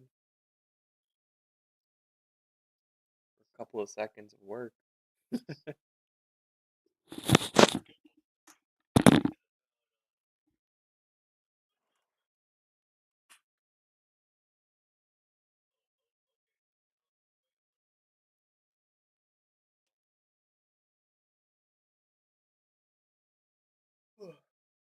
Yeah, my boss was telling me he buys and sells gold at 500 to 1 leverage.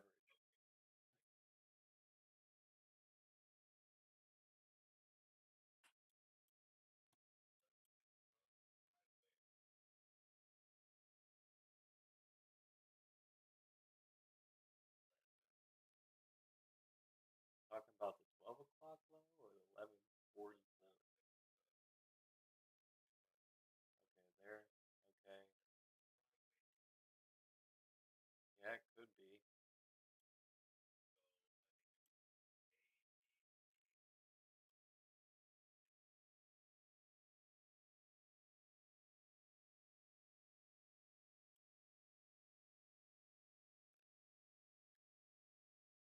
So you'd say that that's a flat?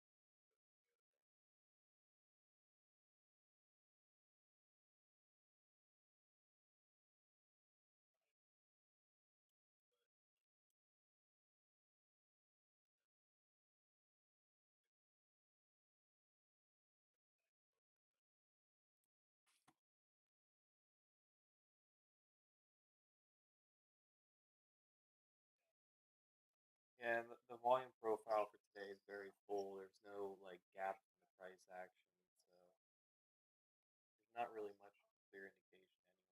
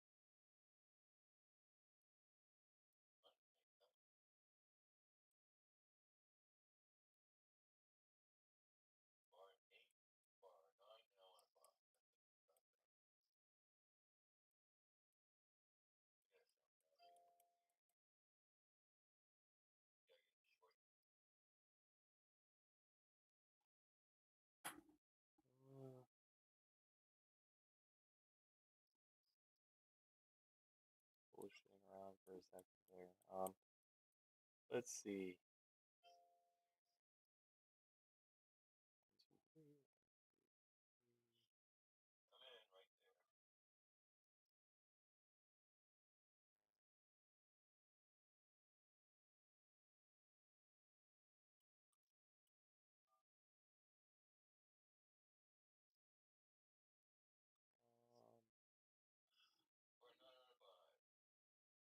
um, yeah, they did take the CCI up there.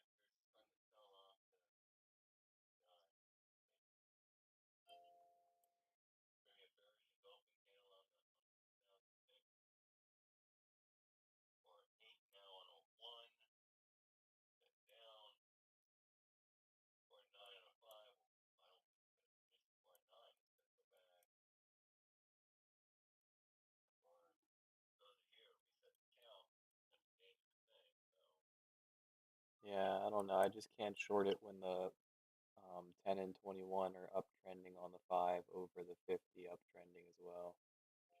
Can't do that.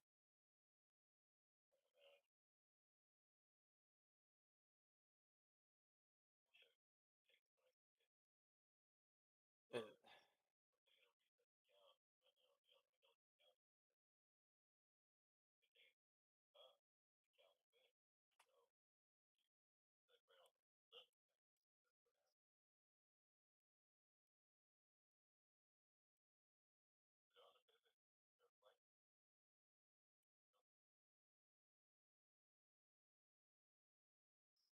think they're gonna squeeze.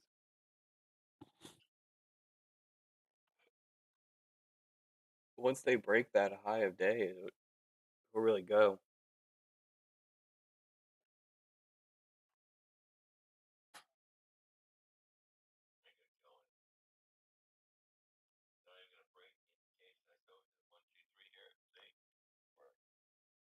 Well, if it breaks that high of day, that'd be a third of a third higher.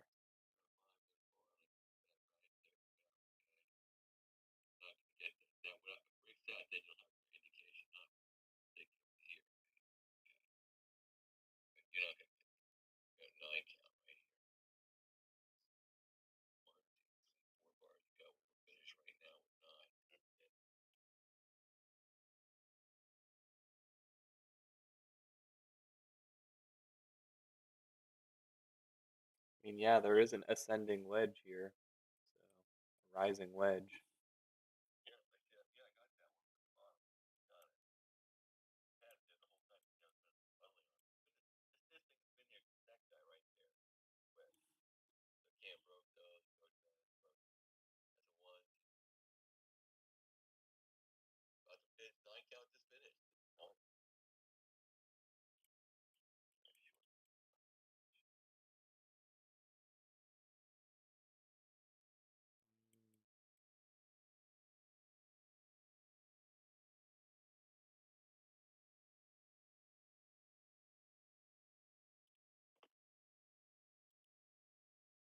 I don't know, just be careful.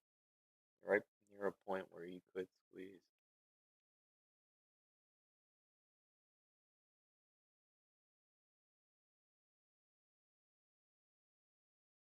This could be a third of a third going up.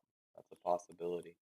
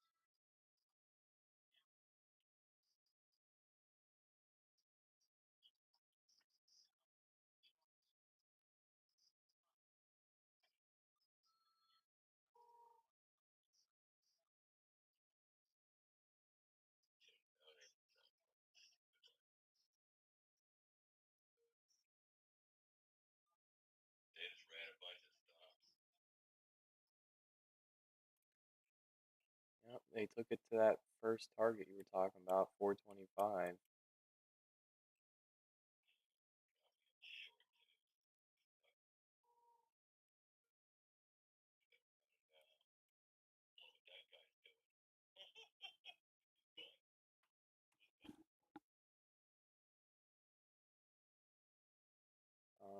I'd say it could stop anywhere now if it wants to. So, I mean, do we have five waves? Probably not. It's going up.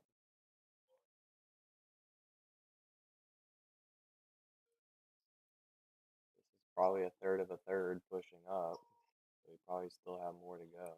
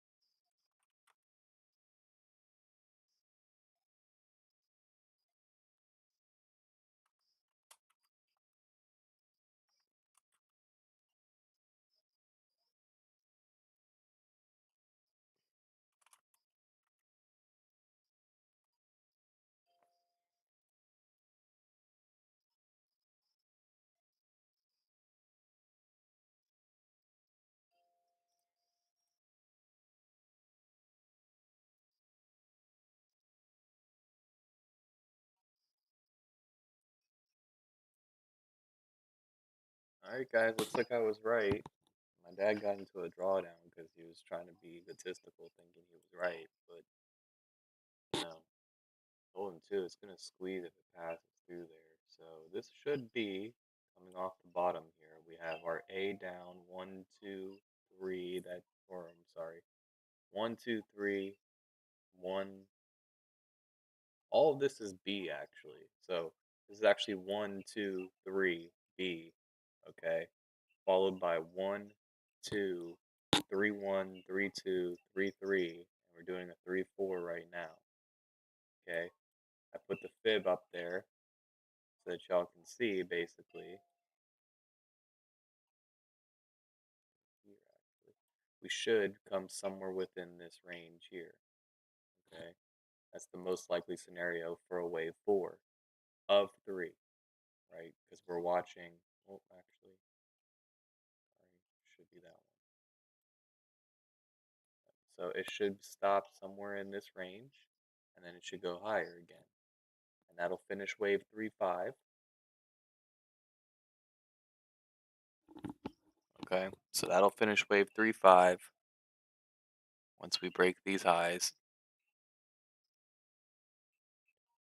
It can come down. It can come down as far as here. Unless this is 1, 2, 3, 4, 5 here, and then this was 2, and this was 3. But so going into this, I would assume just based off of the stochastic resetting here and the MACD still being up a lot on the 5, and we have everything going the right way on the 30, the 5, and the 1, that this is a bullish trend. You know, it's a bullish trend for now at least. On the QQQ, if we go 5-minute chart here, you can see that we extended past the upper Bollinger Band, came back into it. So right now, why we're still continuing down, even though we could stop anywhere in here, we could really stop. We can extend past this. We don't have to stop here, right? As long as we stay above here, this little point here, that would still be a valid 3, 4. So luckily, I think my dad's probably going to be back to break even here. He can get out.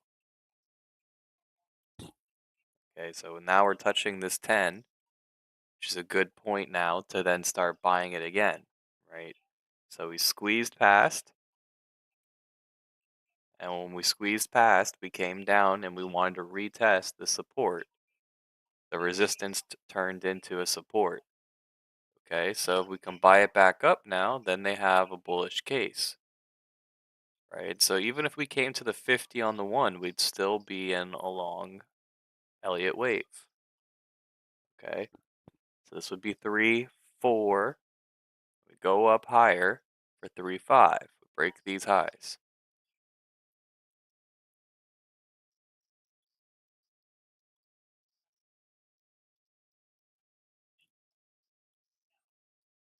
And then we'll have a larger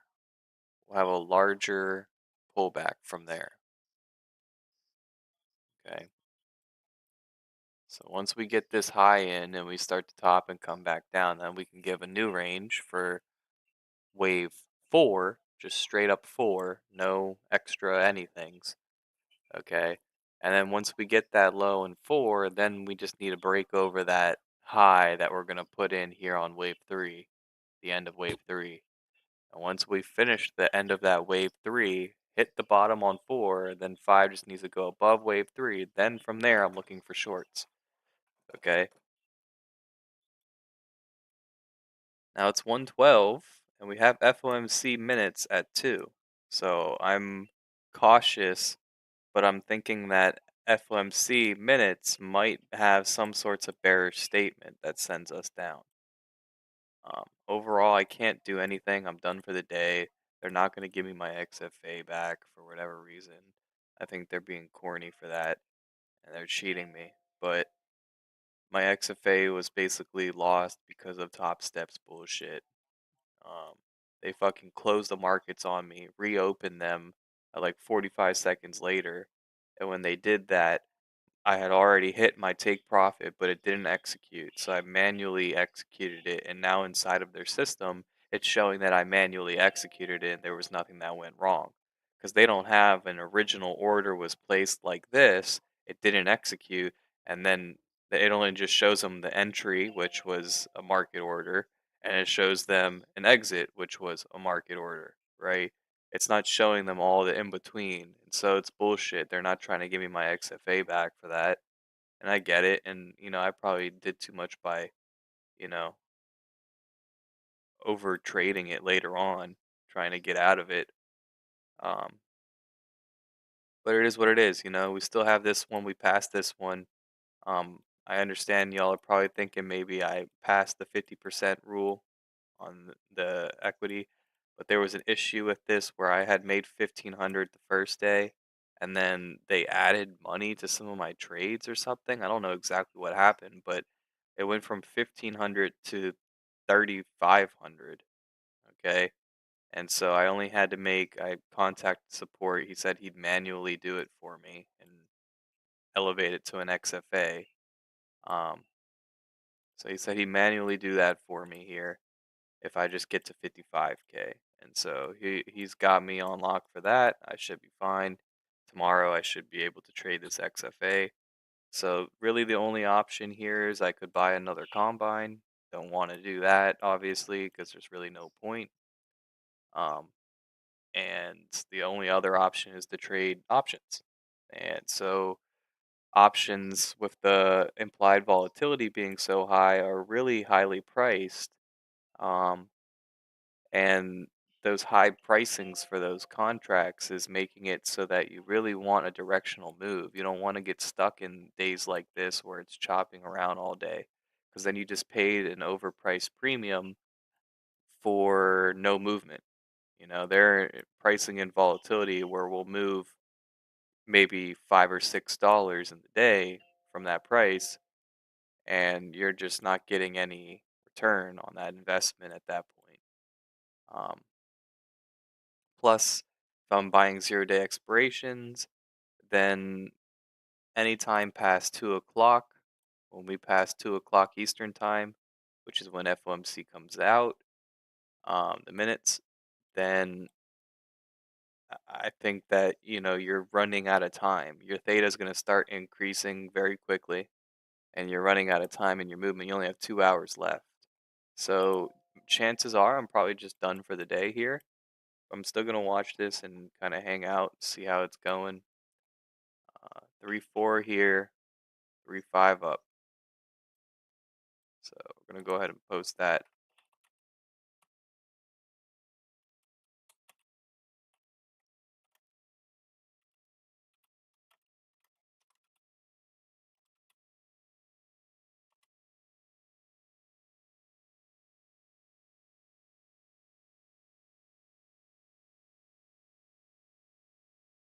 Everybody, like, when they post like this, it kind of just makes me think that they're rookies. I gotta remember to stay like humbled, because it is very wicked the way that it will move sometimes. Like these squeezes are massive. This one bar here was 100 points. So in 1 minute you could have made $2,000 if you had gotten in prior. So I mean, yeah, they're extremely wiki and everything, but 3-4, and we're gonna move up for 3-5. It's pretty easy to kind of gauge once you see it, right? And you can still, even though it's a beast, this is gonna be a wave 3-5. We're gonna break over these highs, right? And that we can't break underneath these lows.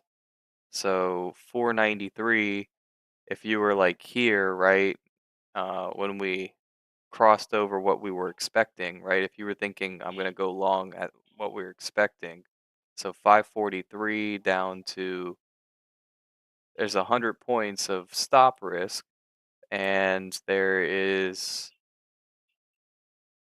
140 points of 150 points of potential.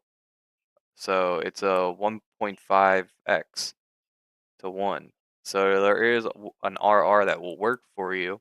You just got to figure out how much I can tolerate. So like if you have a 50K, you can only lose 2,000, right? So if I lose 100 points times 1 micro,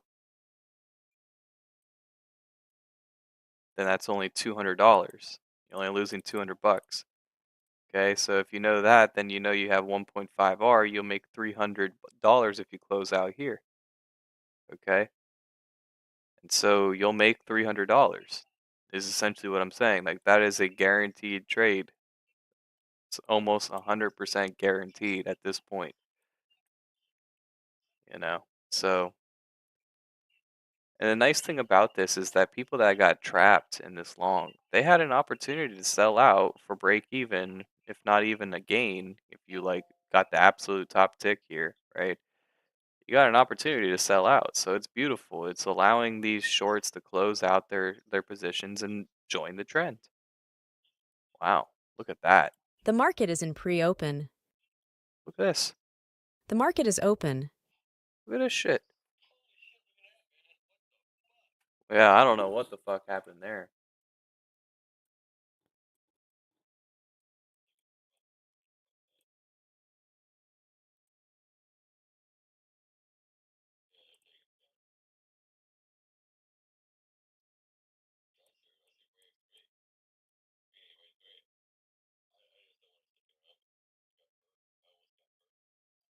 They squeezed it right back up, dude.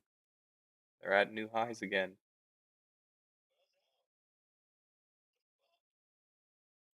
They're squeezing it. Wow.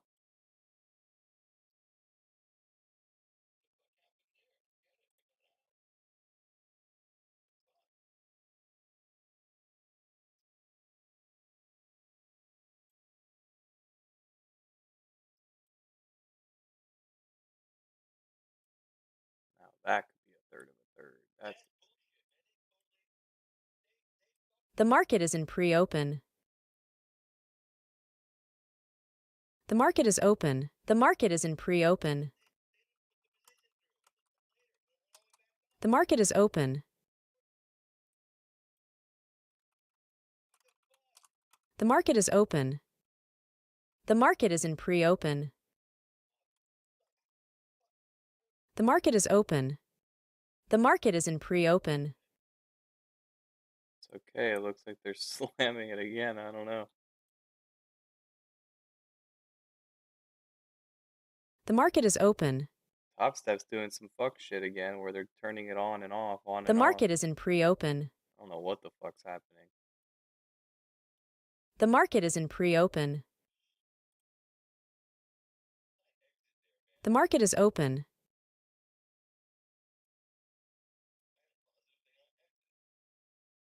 The market is in pre-open.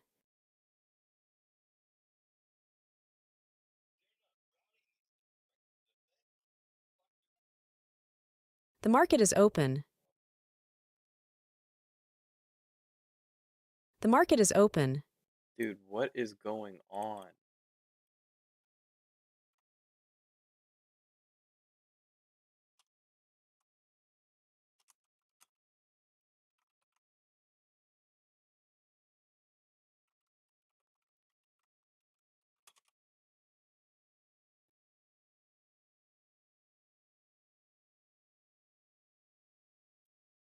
The market is in pre-open.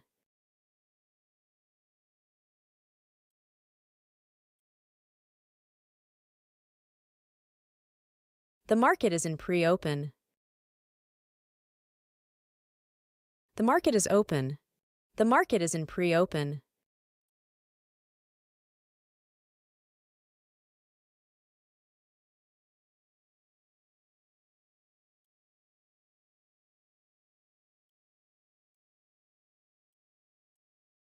The market is open.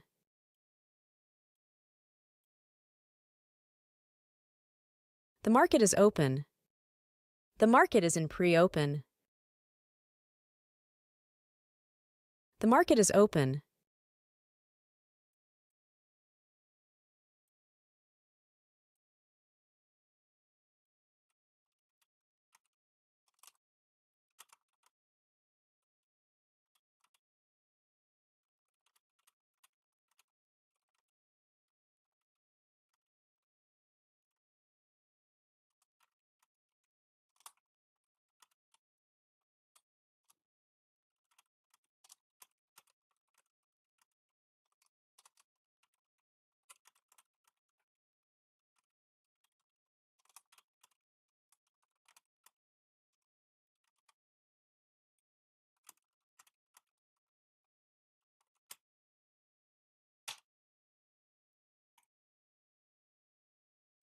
Wow. Look at that, man. Look at that squeeze. That is insane, dude. Oh my god. Oh my god, dude. What is happening, bro? They put this same fucking fake news out, bro. What is happening? He authorized a 90-day pause on non-retaliating countries. That is insane.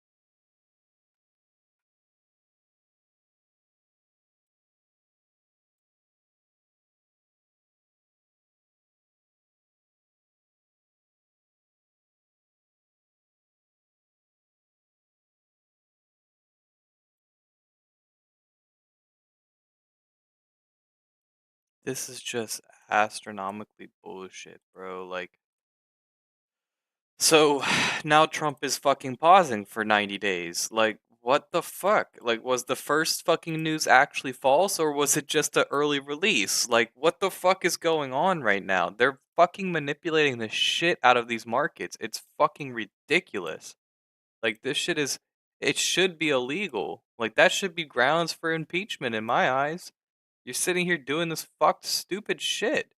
Like seriously, one, two, three, that could be your A. One, two, three, that could be your B. And now you're doing a giant one, two, three, four, five. Okay, and you're going up. But this is fucking bullshit. That is such absurd fucking bullshit. That is such absurd bullshit. Now you have to fucking rethink everything. Because that should not have fucking happened. That is bullshit. So now this isn't 3-4. This isn't 3-5-1. None of that shit's fucking accurate. This shit's 1-2-3-1-3-2. We're going down for a 3-3. We're gonna fucking crash. This is fucking insane, man. This is fucking insane. I could have had this in my XFA. I was literally looking long all fucking day, and these assholes mess up my fucking account. It's fucking assholes, man.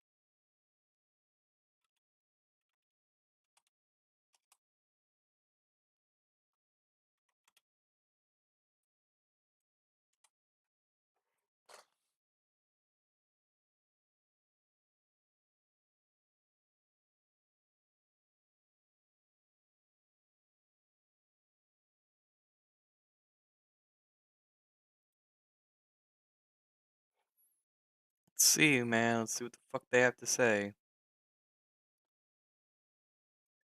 I mean, this is awful, man. This is awful.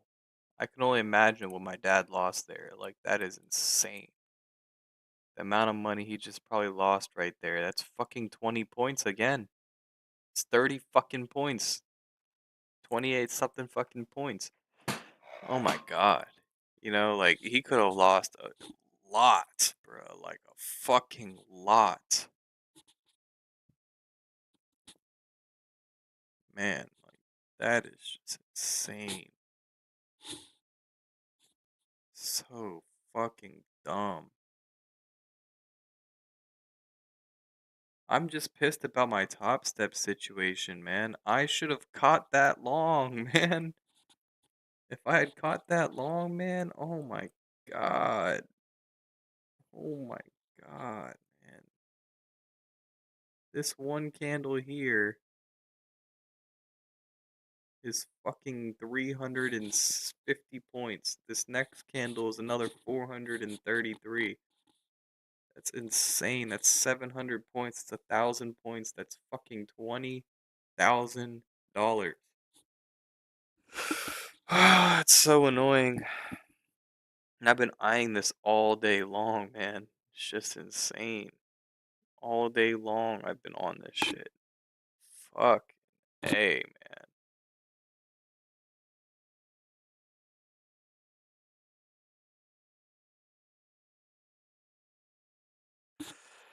Just such fucking bullshit, man. Fuck Trump, dude. This is the final straw for me, man.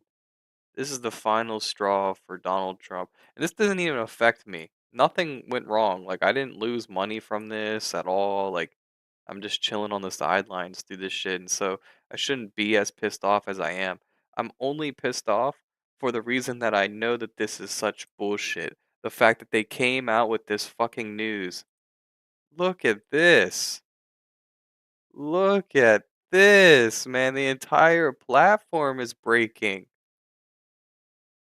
The entire platform is broken. Like, what the fuck is happening, man? Seriously, I'm getting pissed off now because it's like my platform's not fucking working. Like, what the fuck? Look at this shit.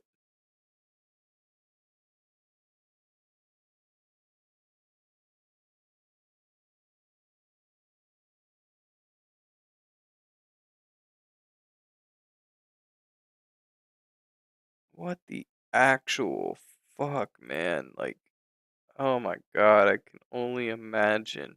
What is my dad going through right now? Like, he is pissed. He took a short right before they squeezed, and I told him too. I did tell him. I said, "Be careful. They could squeeze really hard." I didn't expect this shit. I expected this shit. Like, that's insane, man.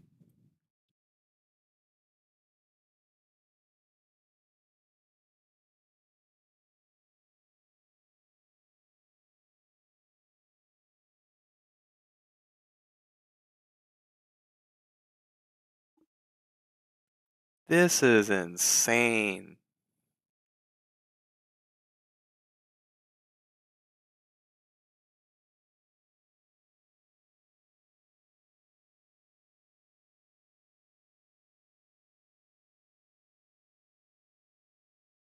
Like, I legitimately don't even want to trade anymore, man. Like, during the Trump administration, I just do not want to trade anymore. Like, looking at this shit is absolute bullshit. This is just complete and utter chaos. You sit here in 1 minute.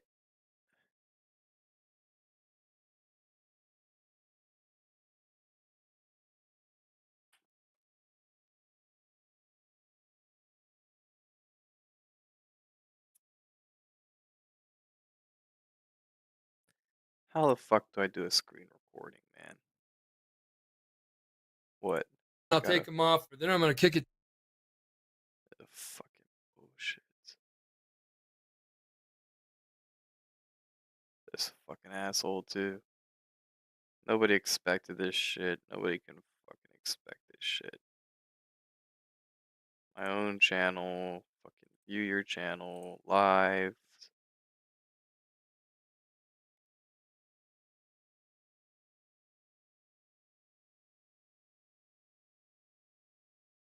of potential. So it's a 1.5x to 1. So there is an RR that will work for you. You just got to figure out how much I can tolerate. So like if you have a 50K, you can only lose 2,000, right? So if I lose 100 points times 1 micro, The mar-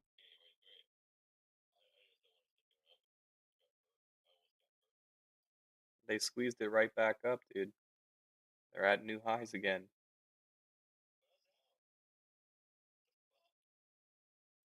They're squeezing it. Wow.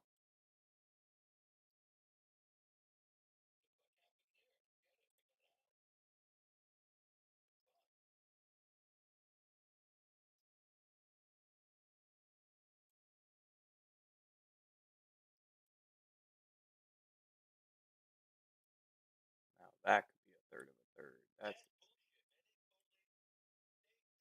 the market is in pre-open.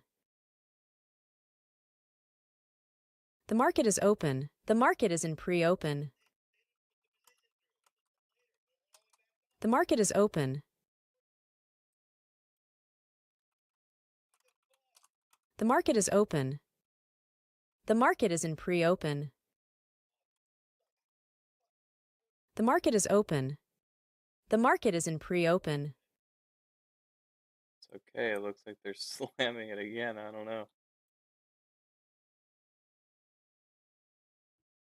The market is open. Top Step's doing some fuck shit again where they're turning it on and off, on The and off. market is in pre-open. I don't know what the fuck's happening. That's good enough. The We market is only in need pre that.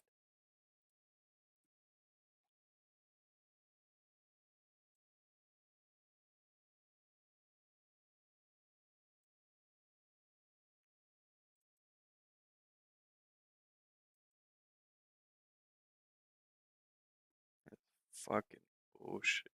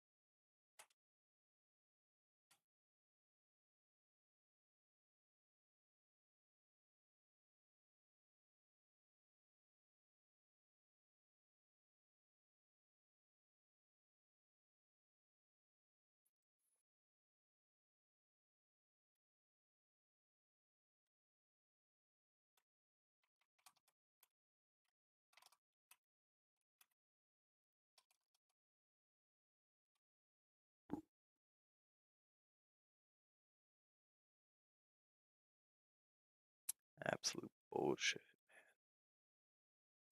It's just insane. Stocks soar after Trump says there's a 90-day tariff pause for some countries. Just bullshit, man.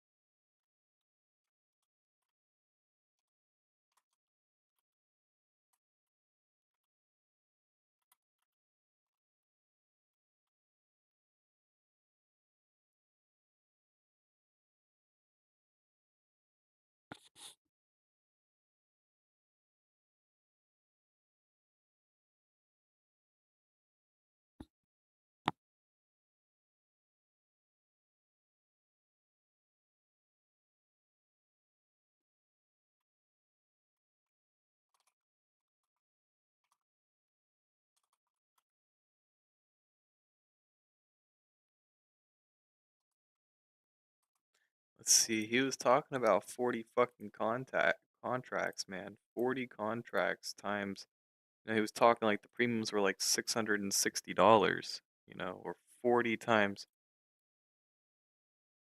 264 times 100. It's down like 26,000.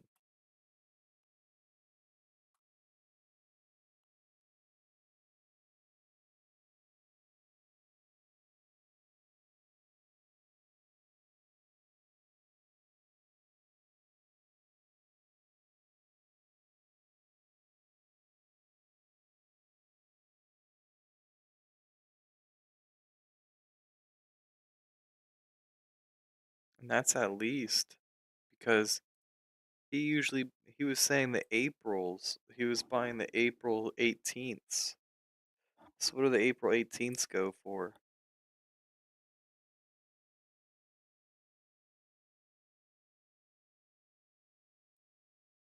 Well, 17th because the 18ths are the Good Friday, but at the time of this squeeze, it's what? He was buying them somewhere around here, so like 13, 18. 13, 18. And it was what? It was 420. So 421s worth very little now. Let's look. Let's look just how bad he got fucked. Oh my god. And it was what time we said? 13, 18, so 138. 13, 18, that's like 1374, 1368. Damn.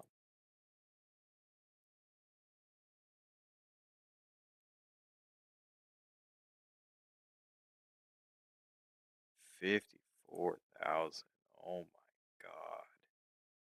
Oh my god. Oh my lord. That is insane. That is insane. There were so you put a total position worth of 54,000, okay? And now they're worth 352.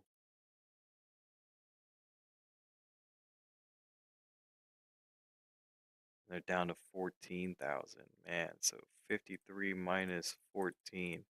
It's lost $40,000. My God. Oh my God, bro. He better get his fucking money back, bro. He better get his money back. That is insane. Schwab better give him his money back, dude. If Schwab don't give him his money back, bro, oh my God, I'm done fucking trading forever.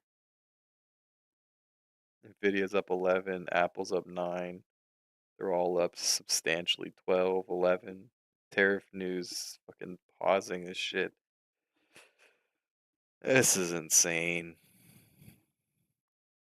I mean, you can't give somebody like Trump a phone to even like message people and like cuz it got leaked. It got leaked and that's what happened. Like they knew that he was going to pause and so they rallied it here.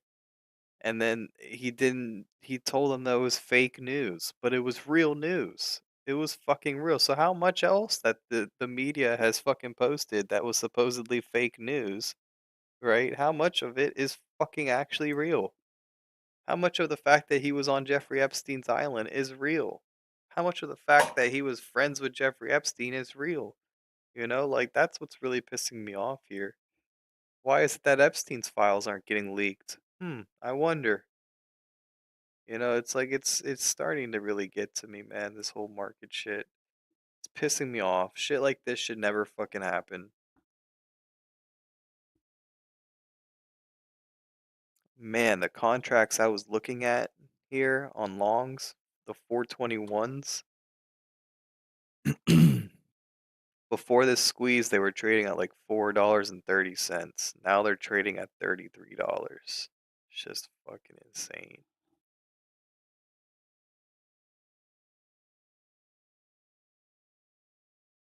$27, but gosh.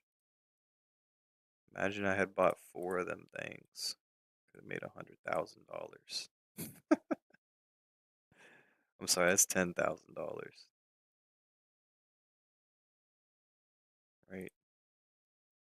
Yeah, $10,000. Man, that's just fucking crazy.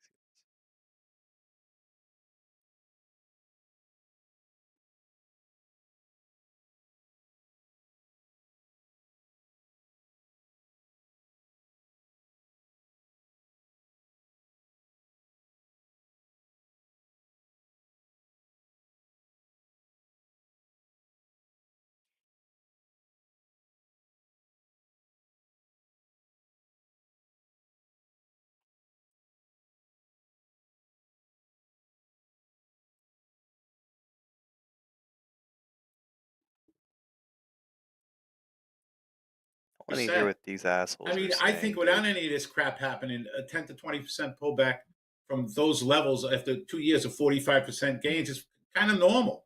I think we probably would have seen that anyway. This exasperated it and made it happen much quicker. And again, I'm not saying the bottom's in. We're still in for a shitload of volatility. Oh yeah.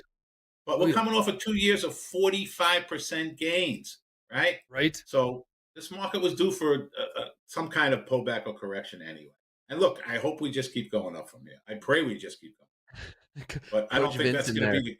I don't think it's going to be the case. I think we're still in for a lot of volatility. Yeah, I like Did I you see like your that? long Yeah. steal from Sunday night. Yeah, of course I wanted to go up. Hey guys, I got to bounce. Ricky Powell, buddy, he's got a text from you. You're tuning in. Miss you. You're a good cat. Very talented engineer that we had on a blue chip product. It's called Blue Chip, the stock picking app. Lots of users playing, but Top Step took off, so I had to move all the engineers over to Top Step, mothball that app. But he built it out, and glad to see you and are still having an ear on trading over there. So, all right, guys, take care. Hey, Like Michael, I thank you, was buddy. saying, yeah, like I was saying earlier, just keep listening to these guys that are on here: Dakota, David Green, Eddie. Sit on your hands. I know it's just like, well, I could do this, and I could just highly advised. Sit on your hands, size down, one account, micro it, all that kind of stuff. Right. Trade smart. Have a great day. Thanks, Mike. Enjoy, man. Oh, my phone's blowing up. Dave, do I sell here? Who's telling you to sell? Dow Jones Industrial rockets 6% after the tariff suspension. Wow. That was South China Morning Post.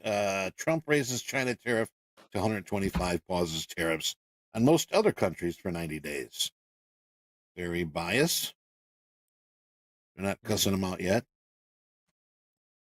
Coach Hoop, Bitcoin. Oh man, I know a happy person. I know someone who's very happy with the Bitcoin? micro. Yeah, someone who's been Wow. buying the tops in Bitcoin. Excellent. Bitcoin's straight up as well. Yep. Hey, while You know, we're it's a sort heck of of a day cooling when off the a little bit, Nasdaq moves more than Bitcoin. while we're cooling off a little bit, you think we got time we can do our VIP here? Yeah. Sure, Eddie. Sure, we can pull it up because we have FOMC We can do minutes that? in 10 minutes now. Oh, that's right. Jeez Louise. Yeah. Boy, we were rocking and rolling there. Yeah, we were. Yeah. So this is one of the VIP members, Cam. Yes, Cam. I mean, I know everybody from their Discord usernames, but I tell you what, talking about this volatility, it seems like every single week, this entire season for my VIP Pop Squad, it's been the same messaging: size down, size down, size down. Even this week, I'm seeing traders blow account because they're trading too big of size. It's going to continue to be the same message: size down. Here's a great example of a trader who has done just that. This trader has sized down. You can see went from NQ trading micros and the risk reward 132, 428. The average winner is only $313. Of course, this trader has been caught in a bad some bad losses with big size. But overall, the average daily P&L is 89. So this trader has been able to turn it around, sizing down and grind out of some of the losses. And I'm starting to see that with some of the better traders who got caught trading too big of size, taking those big losses. As you can see, those average loser. I mean, and then grinding your way out. Like that's how you dig yourself out of a hole. Number one, you stop digging, you size down, and you take those base hits. You don't have to worry about trying to make it all back up. You know, let me ask you, Dakota. Do you think that average losing 19, almost 2,000 is a, is? I mean, I would say try to trim that a little bit. You know, a personal loss limit will help you there, but I mean that's the average, so it must have been a lot higher at some point. But then again, you know, Cam's got that 100K XFA. I just think that Cam's letting it slip a little bit south on the bad trades. What's your take there? Yeah, it's all about the size, right? If someone's continuing to adjust different sizes, maybe they take a loss on the mini and then they take a winner on the micro, then it's all messed up. Then risk reward doesn't mean anything, right? Risk reward and the percentage doesn't really mean much when it comes to like point value. If you keep adjusting sizes, you have your losses in the minis, your winners in the micros, or vice versa, and then it becomes inconsistent. And you know, you need to follow a process, stay consistent. I've been telling my traders, trade 1 to 3 micros, try and do that consistently. And not a lot of traders like to do that because it's boring, Eddie. And David, you know that just as well. I know. It's boring. 100%. It's not fun. It's not. But that's the reality to become a better trader. Yeah. 90% winning days. That's pretty good. Let's real quick here. Let's take a look at the VIP leaderboard. We got that leaderboard up here. And get that leaderboard. There it is. Cam sitting at number 5 for Dakota's Pop Squad. We got Wicked Slick. The Chameleonaires Deanna's sitting in the 4th spot. John Jones got Robbie Riz's Technical Titans. You've got another VIP here. Will Trade 300 sitting in 2nd. And Amanda Ham, Ray's Mindset Hunters. Now, we had Amanda on Monday, if you remember. If you were with us here on Monday, we had her on for dorm room trading. And, you know, I tell you, boy, I love that session a lot.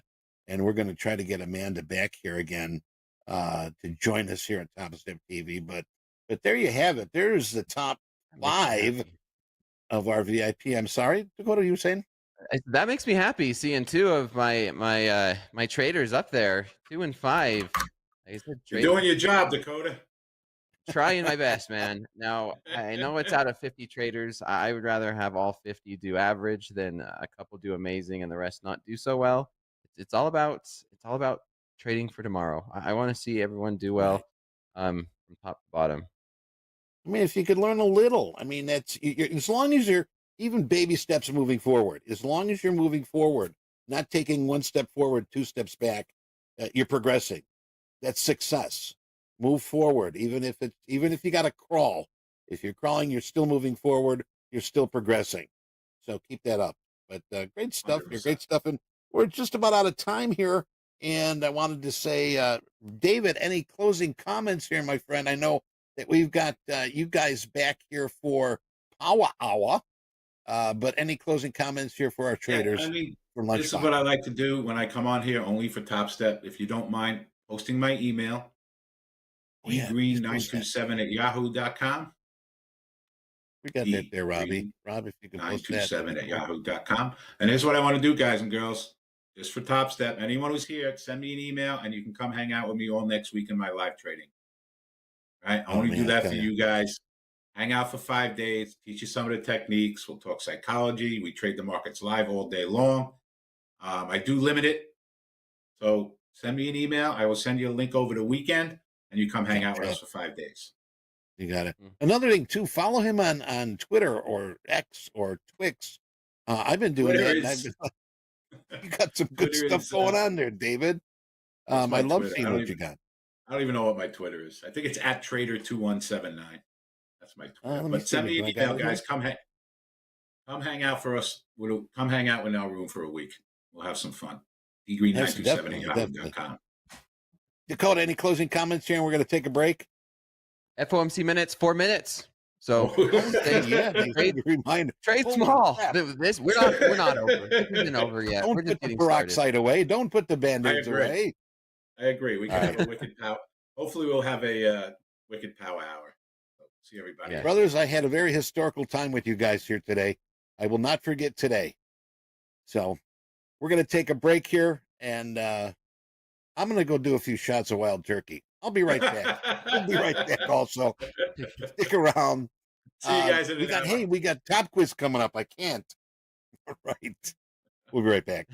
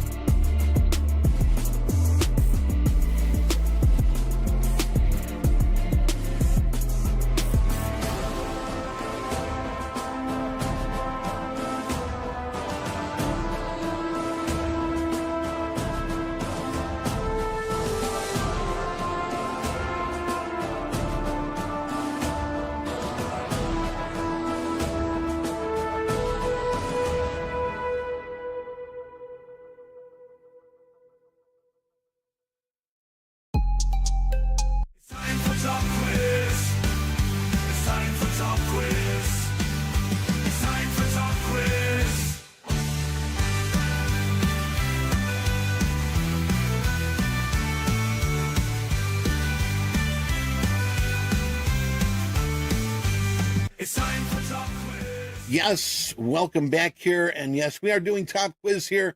Get your name in here. We got the link posted up top here in the chat. And of course, we got Bonnie here. And Bonnie, how are you? Good. How are you? I am fine. I'm ready to go. And are you ready for top quiz? Yes, I'm ready. All right.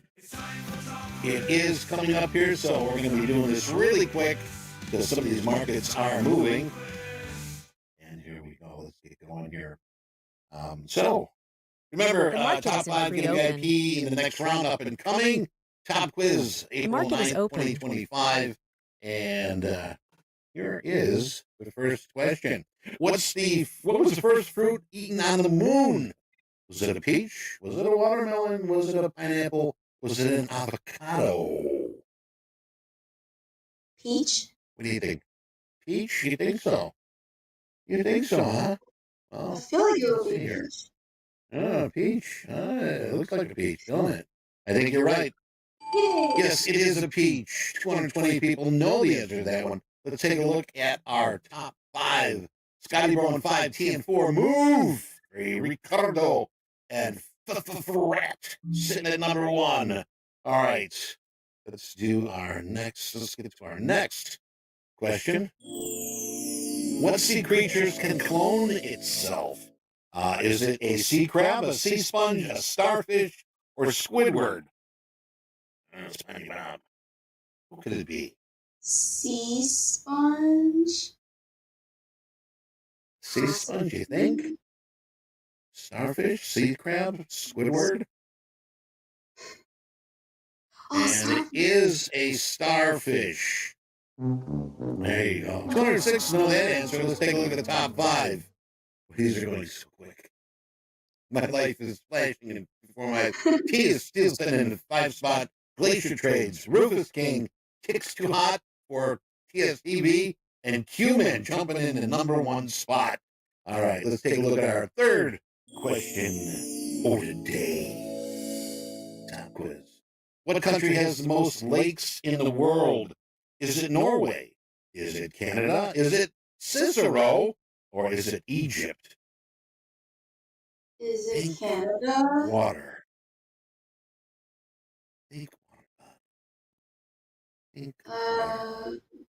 Norway. I don't know. I What? think You it's said Canada. Yeah, she said Canada. Correct. 247 people got that one I'm right. doubting myself. Sneaky 98 people. T moving up to the top spot. We got Truffle Shaw, Glacier Trades, Ticks Too Hot, and Q-Man dropping down to the second. Okay, last question. This is probably the fastest top quiz we've ever had. What Top Step team member actually played on the Chicago Bulls basketball court? Was it Hogue? Was it me? Was it Bonnie? Or was it Andre? I think it's me. You think it's you? I like this question. I told you get this one right. There you go. We're giving everybody that one. All right, you are correct, Bonnie. Yes. And as a matter of fact, Will Purdue, ex-Bull, even complimented her on her aggressive defense. I kid you not. So way to go. Way to go. We fooled them all, Bonnie. They thought Andre did. Look at that. We got them all there. I told you to get this one right. All right, let's take a look at our top 5 here right now. MP's Big Toe in 3rd spot. Super or out of nowhere. And the number 1 spot here, who could it be now? Mojo Dojo Bodo. And runner-ups, I cannot see those, but so hey, listen up, folks. For those that have 3 or more correct answers, you're going to be put into a raffle. We're going to draw the raffle remaining 20 winners. You will have a chance to get into the VIP. So we'll have those ready for Power Hour. And Gabe, thank you very much for putting the coal under our butts, getting us ready, and having this done. Appreciate it, brother. And Bonnie, you have a great day. Thanks for being with us here. We're going to take a quick break. Bonnie, any closing comments? Want to say goodbye? I hope everyone have an amazing day. All right, we will. All right, we're going to take a break. We'll be right back.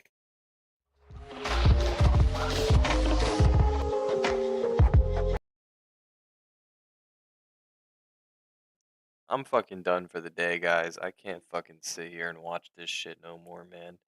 Like, I am actually pissed off. Like, y'all don't even understand, man. The shit that I'm seeing right now is just, it's fucking so dumb.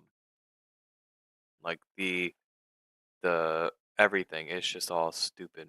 I can't stand it. Like, I need to walk away for the day and get my fucking mentality right. Like, I'm off this shit. I'm fucking pissed off. They fucking lie. This government fucking lies out of their fucking teeth both ways. Trump just does it to you in a blatant way, like a fucking asshole. You know, he fucking tells you straight up, "I'm lying to your fucking face," and then the rest of them are fucking assholes, and they don't fucking do shit. What's up, dude? Yeah, I imagine.